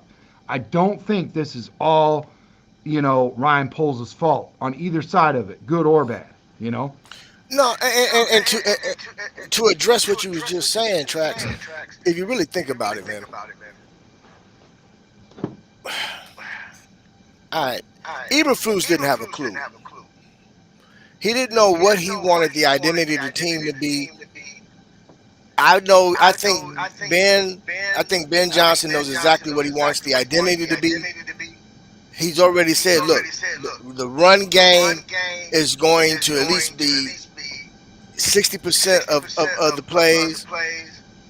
With that being said, he knows what he wants for his team. Therefore, he has an idea of what he needs to fit the system that he wants to run. That's something that Eberflus didn't know, didn't have an idea. He was too busy trying to be a player's coach. Yes. Where Ben Johnson, along with the host of guys that he's brought with him, these guys have an idea of what they want and what's important, but more importantly, it's called identity. I've been talking about this since the season. I said this last off season. I said it during the season, and I said it as soon as the off season started again for us. What is the identity of this team going to be? Now we have an idea based off of who's at the helm now. And you're absolutely correct, Brandon. The fact that here you have someone that Poles can go to now, and collectively in a room, they can bounce ideas off of each other. They're not going to always agree. But the great thing is now you have some guys that really know football and and come from winning programs, know what winning looks like. You got several guys that's been head coaches. Now, this is a collective group of individuals that can say, look, this is what we want. This is who we need. This is how we get there. We didn't have that previously. Actually, we didn't have that previously. And even before Poles, we didn't have this with Ryan Pace. So we're heading in the right direction, everybody. It's gonna get better. But I want everybody to please have the proper expectations. This ain't finna turn around overnight, and we're not gonna put that kind of pressure on them to say, hey, they gotta win 12 games or 13 games. But we do want to see some progression from last season across the board, record-wise, talent-wise, as well as skill-wise with the different players, and more importantly with our QB. We want to see development in all areas. And I think I honestly feel that we're headed in the right direction. I got it on mute. I do want to give you some credit too, because last year, you remember when Trax was going off on the deep end, talking about a lot of people were doing it too. They got to 12 wins, 11 wins, 13 wins, playoffs, baby. We finally got a quarterback, baby. Oh, this is good, baby. This is it. And guess what? It wasn't all. I mean, we started off good. We're almost 5-2, and then just, downward spiral from there on out. Now, we couldn't have predicted that. Bishop didn't predict that, but he said, listen, you gotta be even keel about this. And I think that's what makes Washington's story so special, because more times than not, Bishop is 100% accurate when it comes to stuff like that. Be even keel about it. Don't go too high. Don't go too low. Try to ride the middle. What did we have? 5 wins last year? let's say 7 or 8, marginally better. If we get 9, now we're above 500, right? So that's still a little bit better. But if we start heading over to 11 and 12, and this is what Bishop was talking about, you got another guy in the building that says, "Hey, come back down a little bit, Trax. Come back down a little bit. It ain't just me running this show; it's all of us." So back to what I said about Ryan Poles. He's got other people that is going to keep him accountable. And remember what everybody said. Not everybody. There were some folks out there that was saying about this, about that Ryan Poles didn't want to hire a guy, like Ben Johnson because he's, terrified of his job and all this and that. He didn't want to hire too many smart guys because he's worried about all that. Guess what? Every single guy that Ryan Poles hired is a straight up dog. So he ain't worried about anybody taking his job, okay? So you can put that to bed.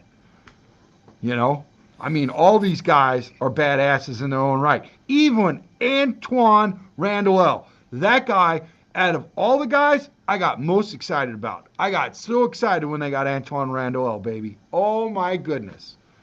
He's so good. So, Oh yeah, yeah, me man. too, man. Me too. But I'm gonna be honest, man. My hire that I got excited about was Al Harris. Oh yeah, yeah, that's good. Yeah. Hey, you know what I also like about that? To go off of what you just said, is you get a guy like Al Harris, you got a guy like Eric Bieniemy. What does that say? We might see some of our former Chicago Bears players, because they used to do this all the time. I don't have all the names. I ain't an old head. And guess what? Bishop ain't that an old of a head either, because this dates back before Bishop, when all they did is hire former Chicago Bear players. But if they got Eric Bieniemy and they got Al Harris in the building, and it wasn't that long ago before they donned a uniform, guess what?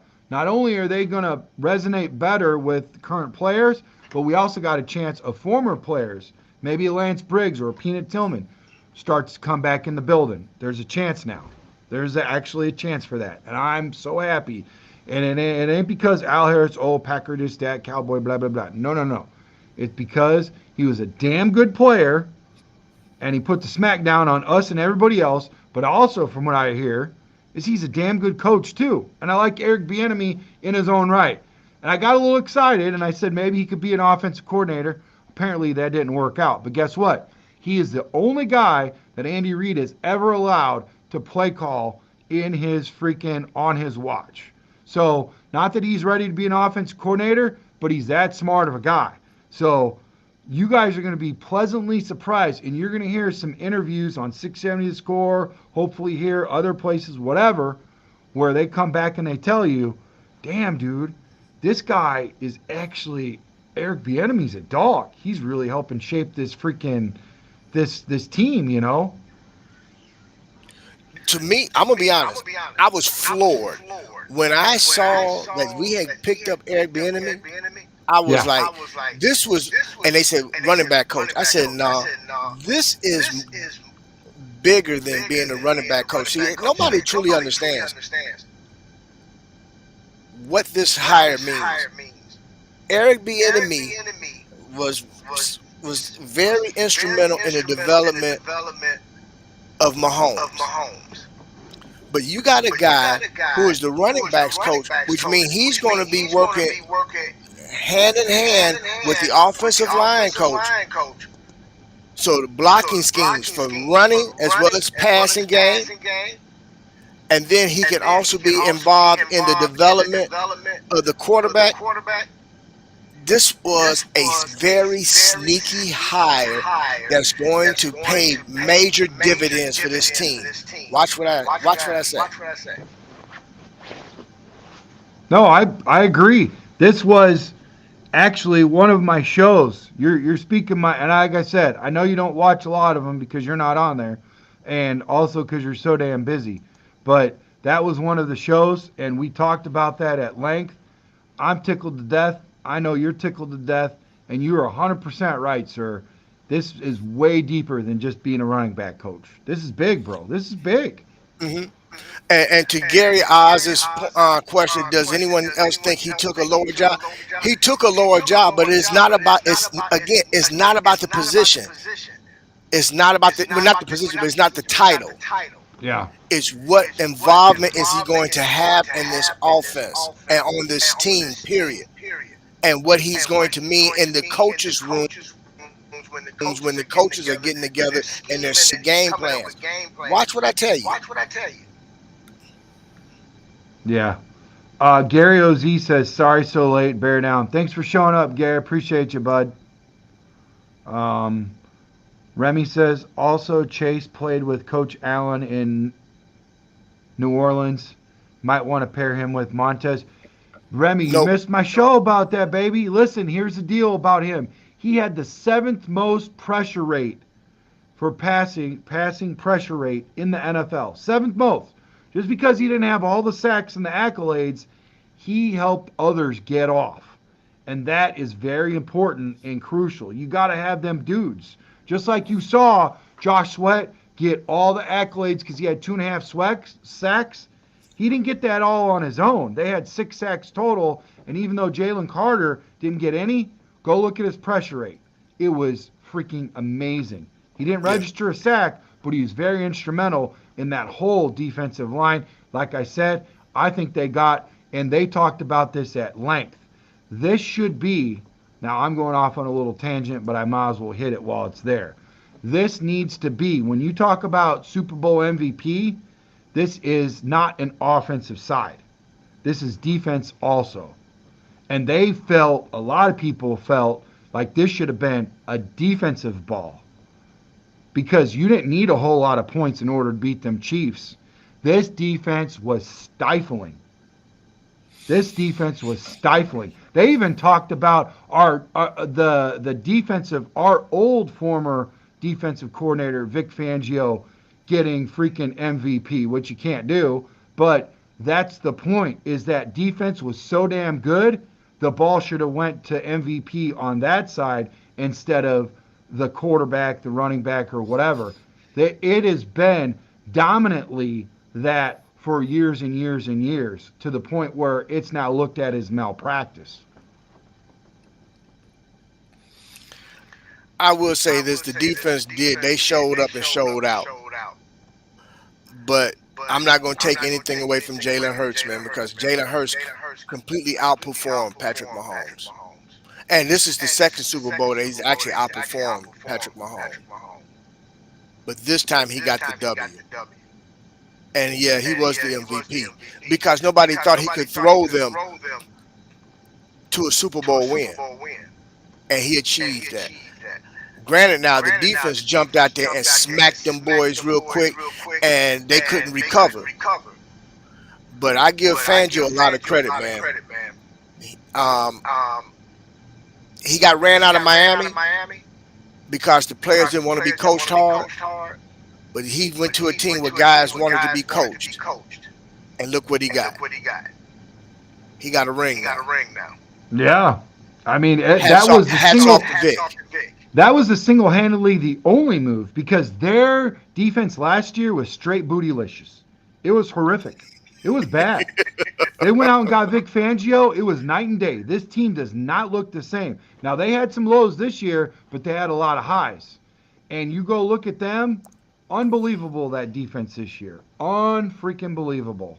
And that guy is the architect of it, and that's the only difference between last year and this year. That's that big of an improvement. It was great. And that's exactly what they needed in order to put Mahomes and that offense to bed. And they did it. The points at the end of the game where they got 20 at the end total, that was all just trash. Like it was done. They were so far ahead with that accelerator that Chiefs was just, Hey, I got to ask you a question.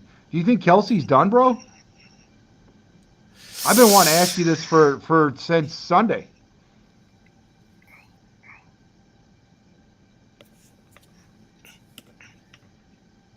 Yes. Okay. Now, in his own right, could you potentially see this as like a Gronkowski? Like, let me sit back, see what kind of team you got, and then I'll make my answer? Or is it just going to be a straight up, I'm done? No, I think he's going to take all the offseason to see what moves the Chiefs make. But this season he didn't look like himself from start to finish. I'm gonna be honest. I thought he was. I don't know why. I thought he was hurt early on, and I don't think he full. And if he was, I don't think he ever fully recovered. And at this point, I'm gonna be honest. Other teams have caught up with the Chiefs. Granted, you as long as you got Patrick Mahomes, you're gonna always be in the running. But I see the Chiefs being like the Patriots, where they're going to take a few years before they get a chance to really compete again and return to the Super Bowl because other teams are catching up to them. And at this point now, I mean, what does Travis have to prove? Go out on top, Agree. baby. I agree, and they got a good backup tight end. That's very good. But here's something I want to say, and I got to say it before I forget because you know your boy Trax will if it don't come out now. I think that Andy Reid, rightfully so, as much credit as we give to him, we also got to give credit against him for what just happened in the Super Bowl.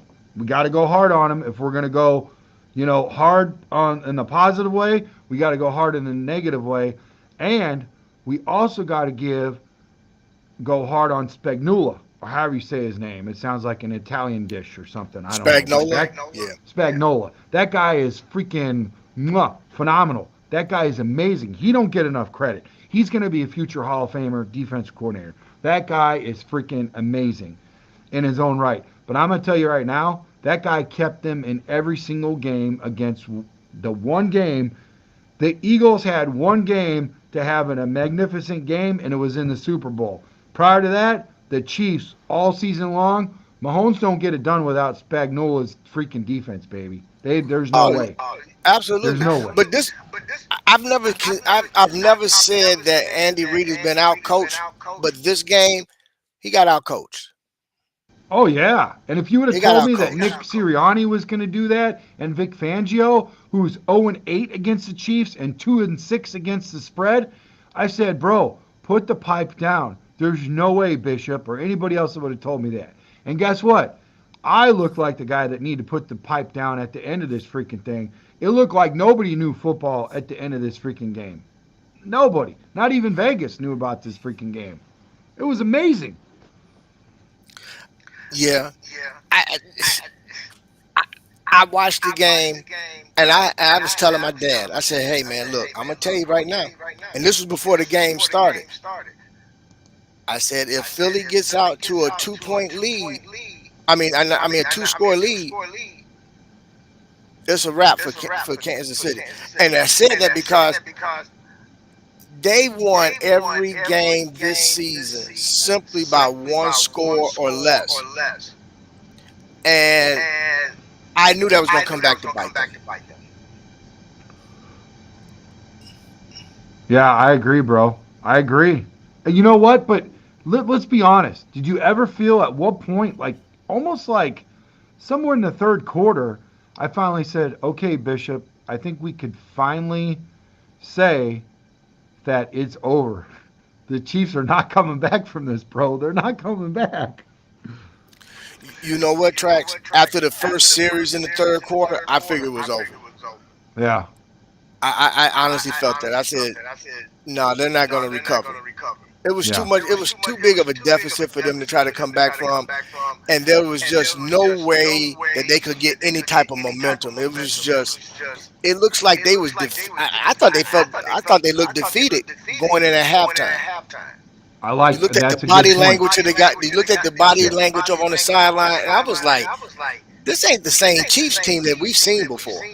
And you're a competitor, you're an OG. When you smell that on somebody, when they wear it, when you see it, guess what? Blood's in the water, baby. That's a wrap. That's Yeah. a wrap.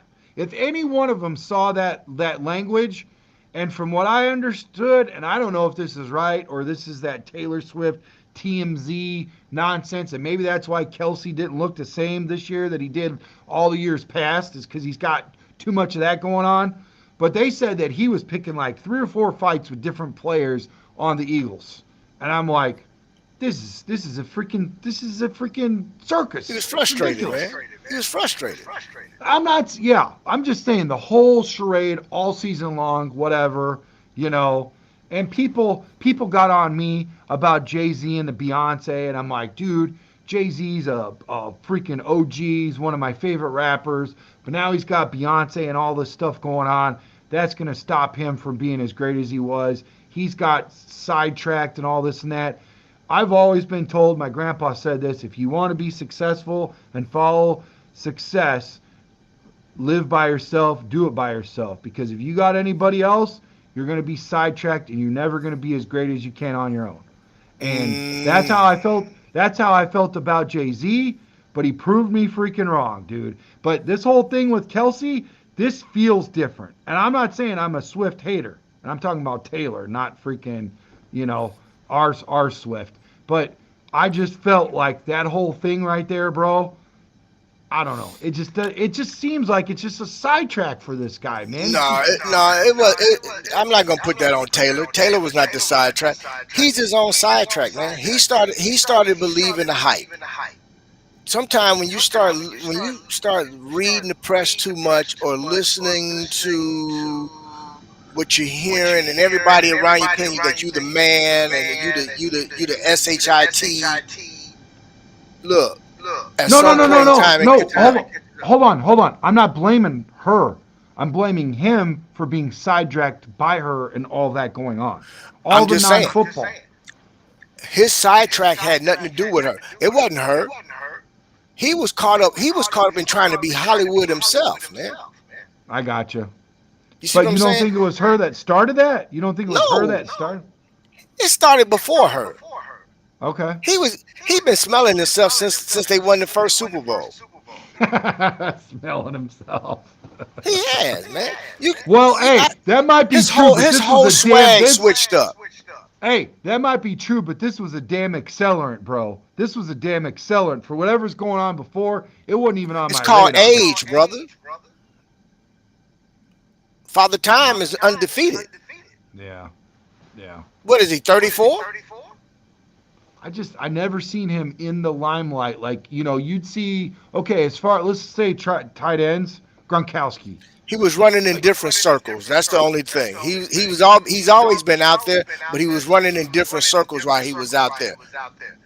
That's all. I got you. Whatever. He's sidetracked and he don't look the same. Bring up the backup. I'm with you. Let's old yeller him. Let's get him, out in the pasture and bring the next guy in because he's done. But guess what? He is amazing tight end. He is going to go down as one of the best tight ends in the history of the NFL. I don't think he's second. Well, but you got to put Gates ahead of him, right? Antonio Gates. What ring Gates got? Come on, bro. That ain't fair. That's like the Dan Marino and all that. That's just you can't. That's a team thing.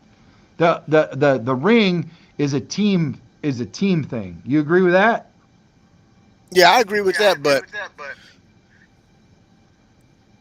I'm gonna leave that alone. No, it's all right. I want to hear what you got to say. I think he go before Gates, man. Oh, hey, would it help if I told you that Gates was undrafted? Would that make a difference? That's pretty impressive. I mean, don't get me wrong, man. I love me some Antonio Gates, man, but I'm just looking at the body of work. Look who threw the damn ball to Gates, and look who threw the ball to freaking Kelsey. I don't know. Actually, there were some good balls. There were some good quarterbacks. I was thinking before that, and then never mind. But you know what? Really quick, because I know we're getting ready to jump off soon. I want to say this too. Not only did Kelsey not look like himself this season, but I'm gonna be very honest. Mahomes didn't look like himself this season either. No. No, you're right. Well, hey, guess what? He's got a sidetrack too. Both them boys, they got some serious situations. At least kind of out of the way is his brother, but his wife, my gosh, that's a whole nother thing also. I mean, it's crazy. I couldn't handle it, bro. I couldn't handle it. I'm not going to put anything on their significant others. This is on those guys.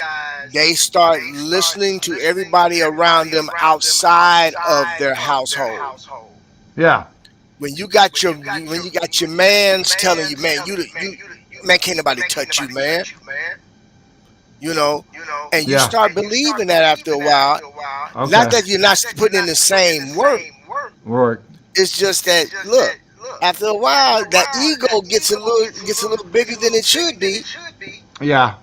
And Patrick tries to downplay it when he's in front and when he's at the podium. Oh, it's all about the team and my guys. But then when you see him walking or whatever, you're like, yeah, he's. If you go back to Super Bowl one when he won it to now, it's a different Patrick. Yeah.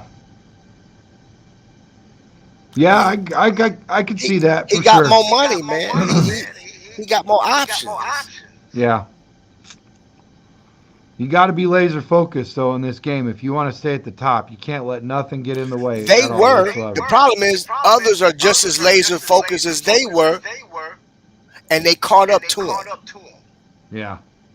Because I look at the greats like Kobe and Jordan and Meyer and all that. They were laser focused, man. There was nothing getting in the way of their greatness for sure. And, Peyton Manning too, Tom Brady, towards the end, there was obviously some stuff that popped up that was a distraction, and it showed. It showed. He stepped off. Still one of the greats, but, you know, like you got to stay dialed in. You got to stay laser focused. Yeah, but in Travis's case, I think Father Time is starting to creep in there Oh, because he yeah. just did physically. He just didn't look like No. Travis. Oh, yeah. I agree with that 100%. And How old Patrick, is he? How old is he? he's Do you 30. know? He's 34. That's it? I mean, not that that's like really young in I terms mean, of no, NFL, no, but I was thinking of it's older. young, but in football age, that's old. Shit, you talk about Bennett on our team, or no, Lewis, Mercedes Lewis. He called him a spring chicken, bro. Like, oh, you young buck. Yeah, oh yeah, yeah, absolutely. I Yeah. mean, and then when I was saying, as far as looking like yourself, if you look at Patrick Mahomes the whole season, I don't think his ankles were ever 100%. His lower extremities. He, Oh, he, so think, just go back and watch this whole season. You get a chance to. yeah. He wasn't moving like his normal self. And how many times had that ankle taken a beating? Oh, yeah. Yep. I And guarantee then you that offensive line ain't as good as he makes it look. And Andy, and the way that he schemes things up, and you've got Patrick, it's just like Peyton Manning. He had all these offensive linemen. Very mhm. few of them. There was some. Tarek Glenn. Saturday was a fifth round draft pick. Tarek Glenn was a first rounder. That's where it pretty much it ends.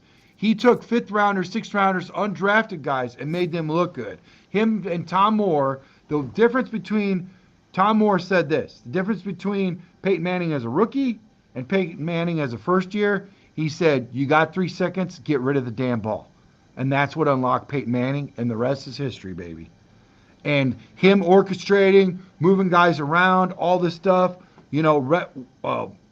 recognizing defenses and all that kind of stuff, Bishop, that was the game changer, bro.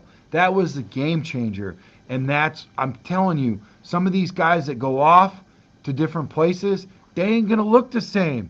They ain't going to look the same as they look when they're under, Patrick Mahomes and Andy Reid, brother.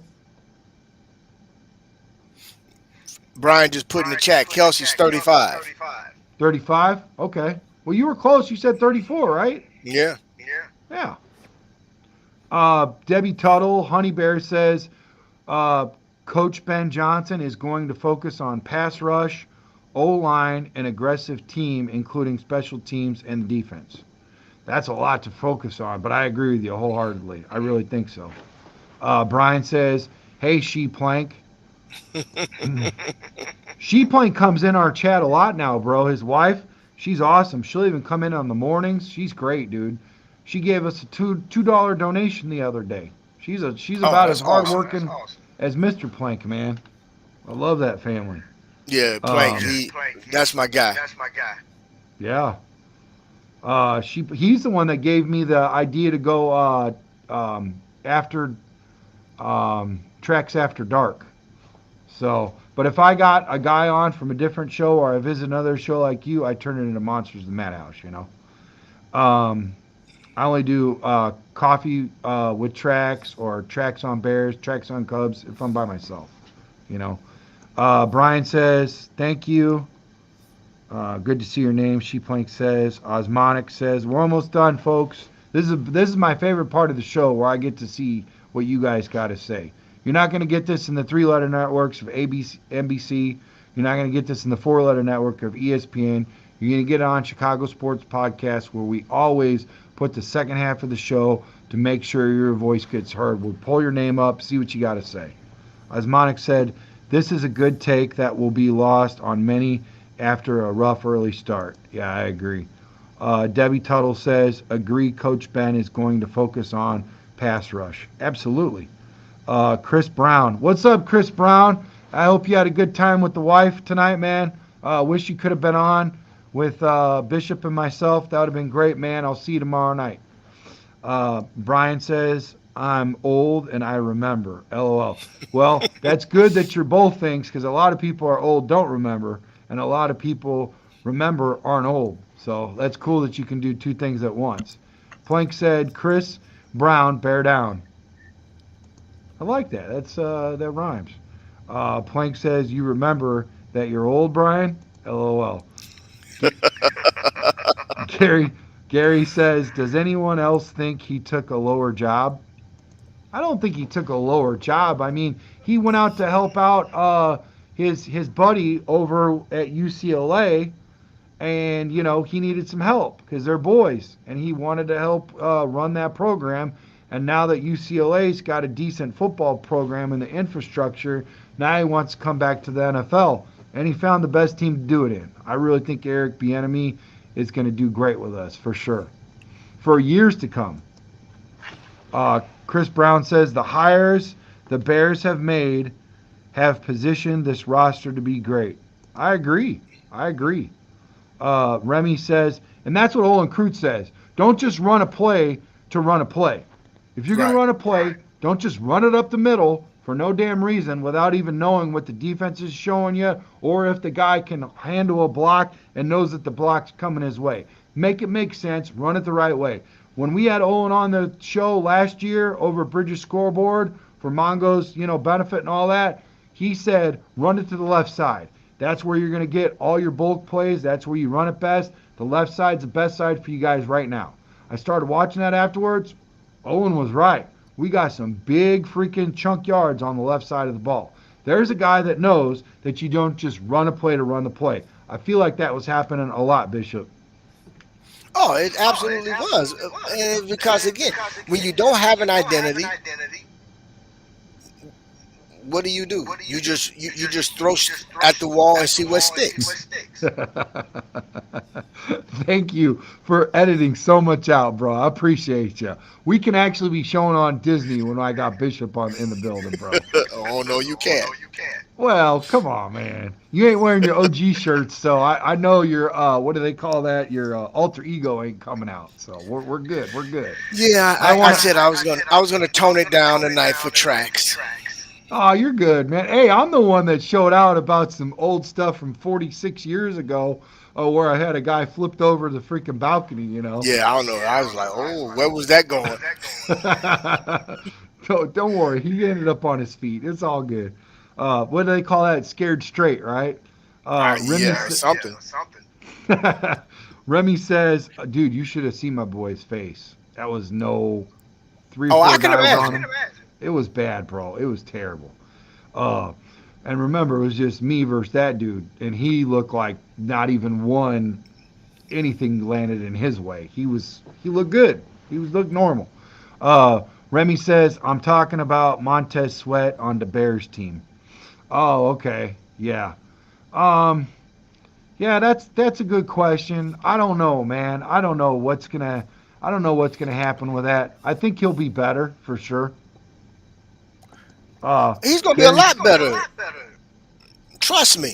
Dennis Allen is finna get the absolute most out of Montez Sweat. And watch how he uses them. What's that guy's name? Cam Jordan, right? That Cam Yeah, Jordan that the Saints had for a while. Still there, still but got him. and people Still say got him. go get him. I'm like, dude's 37 years old. You ain't gonna get. He had 4 sacks last year. That's my same argument, but 4 years older than freaking what do you call it? Khalil Mack. 4 years older than Khalil Mack. But I say you go get that guy that looks like him. He might not ever be as good as him, but there's a guy in the draft who I talked about a couple weeks back, and he's got the same measurables. I swear to God, he's like 6'6", 280 something, and all of that. I mean, and he's got some of those, positive attributes to him and all of that. Hmm. Maybe he goes and looks like a guy like him in the draft, Oppo of Sweat, you know what I mean, and sprinkle Booker in and maybe another guy, whatever. I believe Demarcus is Walker. His days are numbered. I think he gets a cap casualty. He's on his way out. Maybe so, maybe so. But you know something I just thought about too. What'd you feel, bro? We got some young edge guys that's already on the roster. So if you brought in a guy like a Josh Sweat for a 3-year deal, Oh yeah, that I'm wouldn't be a with you. bad thing because I like Austin Booker.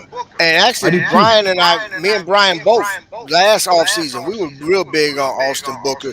And I really think that with the again, right coaching, you can get the absolute most out of these guys. And we Wait, is got that the the right Brian guys. that was on your shows? Yes. Oh shit! Oh man. See, oh my bad, Brian. You caught it straight tonight, buddy. Dang, I'm starting to put it together. Okay, now I really know why he showed up. Okay. Yeah, what's up, Brian?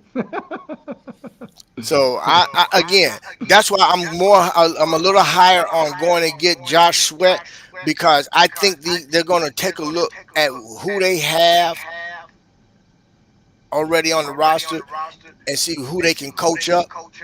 Damn. So we're gonna see. Yep.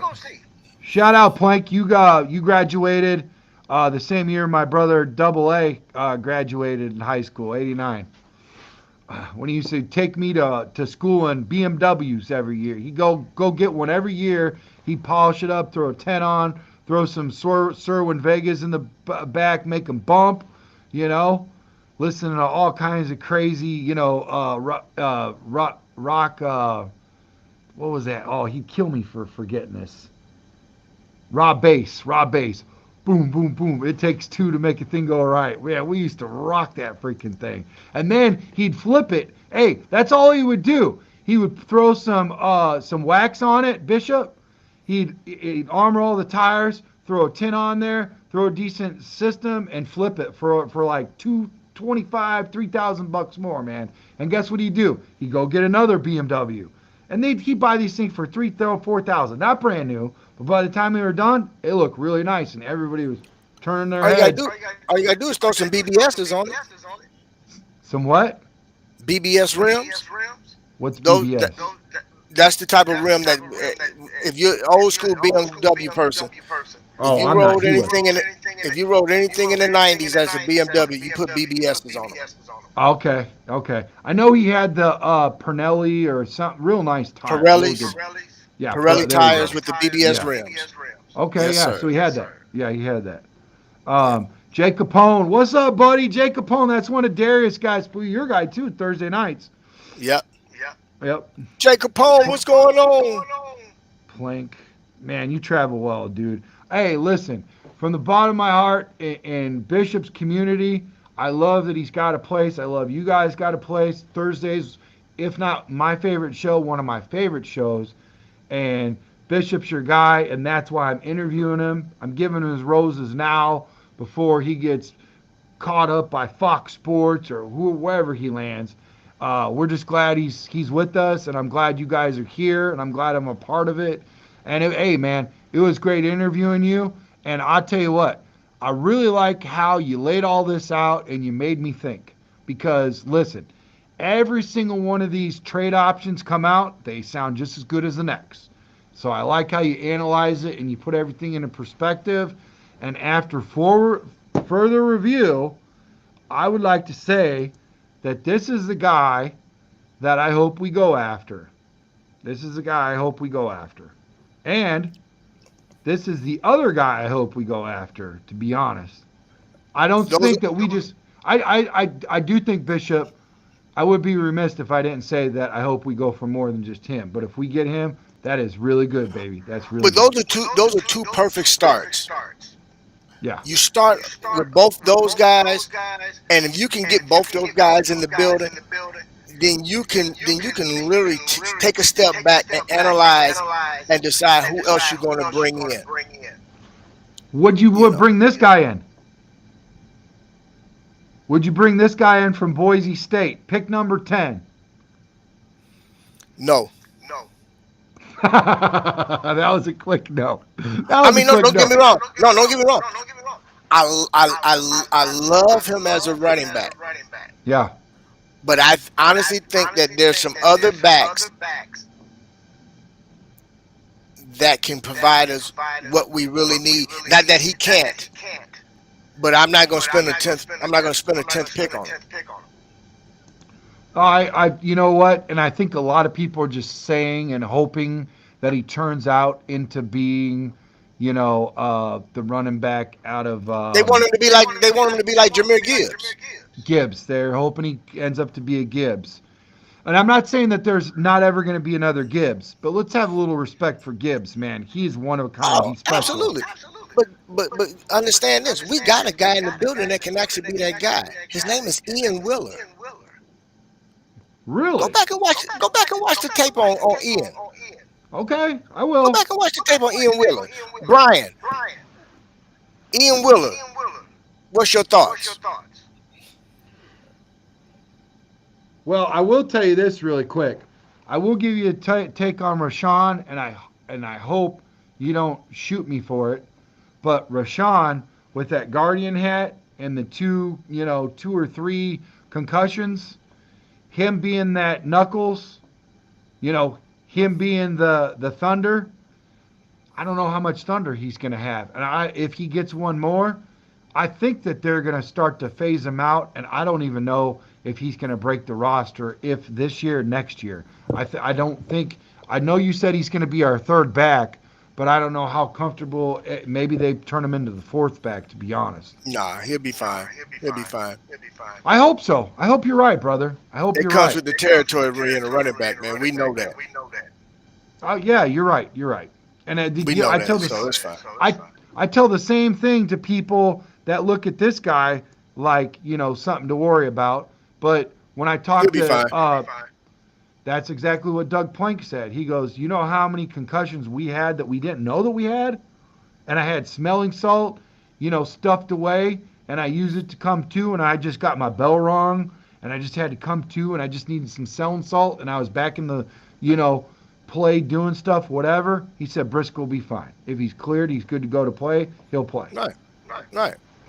But to that point, I still think, correct me if I'm wrong, Bishop, and this is what Doug said, and you're going to love it. Got to have a plan B. So maybe we go out and draft a dude. Maybe go draft a dude, but even though Brisker starts, we got a plan B, bro. Oh, absolutely. I said that on last show. I said we have to go and draft us a safety, man. We do. Yep. Now I want us to keep, but I like Owens. I want us to keep Owens because he filled in well for us. I'm not concerned with our defensive back at all, but I do want us to have a safety net for Brisker. Oh, I do. snap. She said, okay, I'm sorry, Remy. I was saying that Coach Allen might pair Chase, who played for him in New Orleans, up with Sweat. So Chase with Coach Allen. Okay. With Sweat, not the Sweat player from Philly. No. Hey, listen, I don't think Chase will ever be the guy that was drafted, but top 7 in pass rush pressure, that's damn good. We could definitely use a Chase, and I don't think he'll be that expensive. He is a possibility in my mind. No. Bishop don't want it. No. Chase takes plays off. It happened when he was at San Francisco. Yeah. He took plays off at Washington. And don't get me wrong now, I love me some Chase Youngs at Ohio State. I'm a Buckeyes fan. Oh, really? That's Yeah. another reason why you like Mr. Doug Plank. Well, that as well as, but I just think Chase lost something after the injuries at Washington, and he never fully recovered from that. So you're a Buckeye fan. Let me ask you, the two running backs. See my breath? I turned my heater down. Look, I got me heater right here. It's a tank top heater. I Oh, had I to see turn it that. off because Yeah. we're getting ready to leave. Because inside my garage, without this going, it's 9 degrees and it's dropping. And Track's toes are freaking getting really cold now, so I got to leave. But I got to ask you a question because you just threw a curveball at me, and I got to know because I don't have a whole lot of Buckeye fans.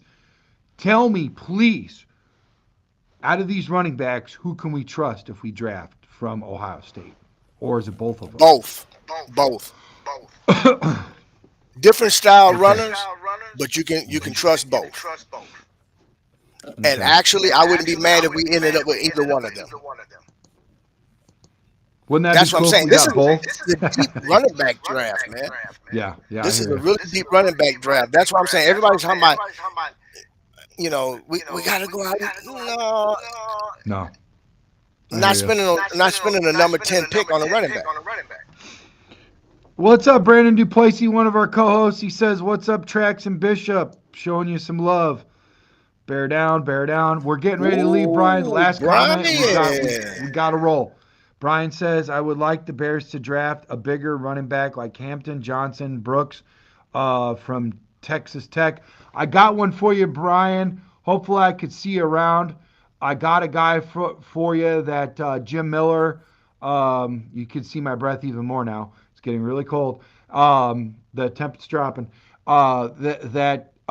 So firsthand down Chicago Sports Podcast had our co-host Jim Miller down in Mobile, Alabama for the Senior Bowl, and he saw some guys that he wants you guys to hear about. You might already know about them, but we're gonna take some time, and and I are gonna have a running backs show.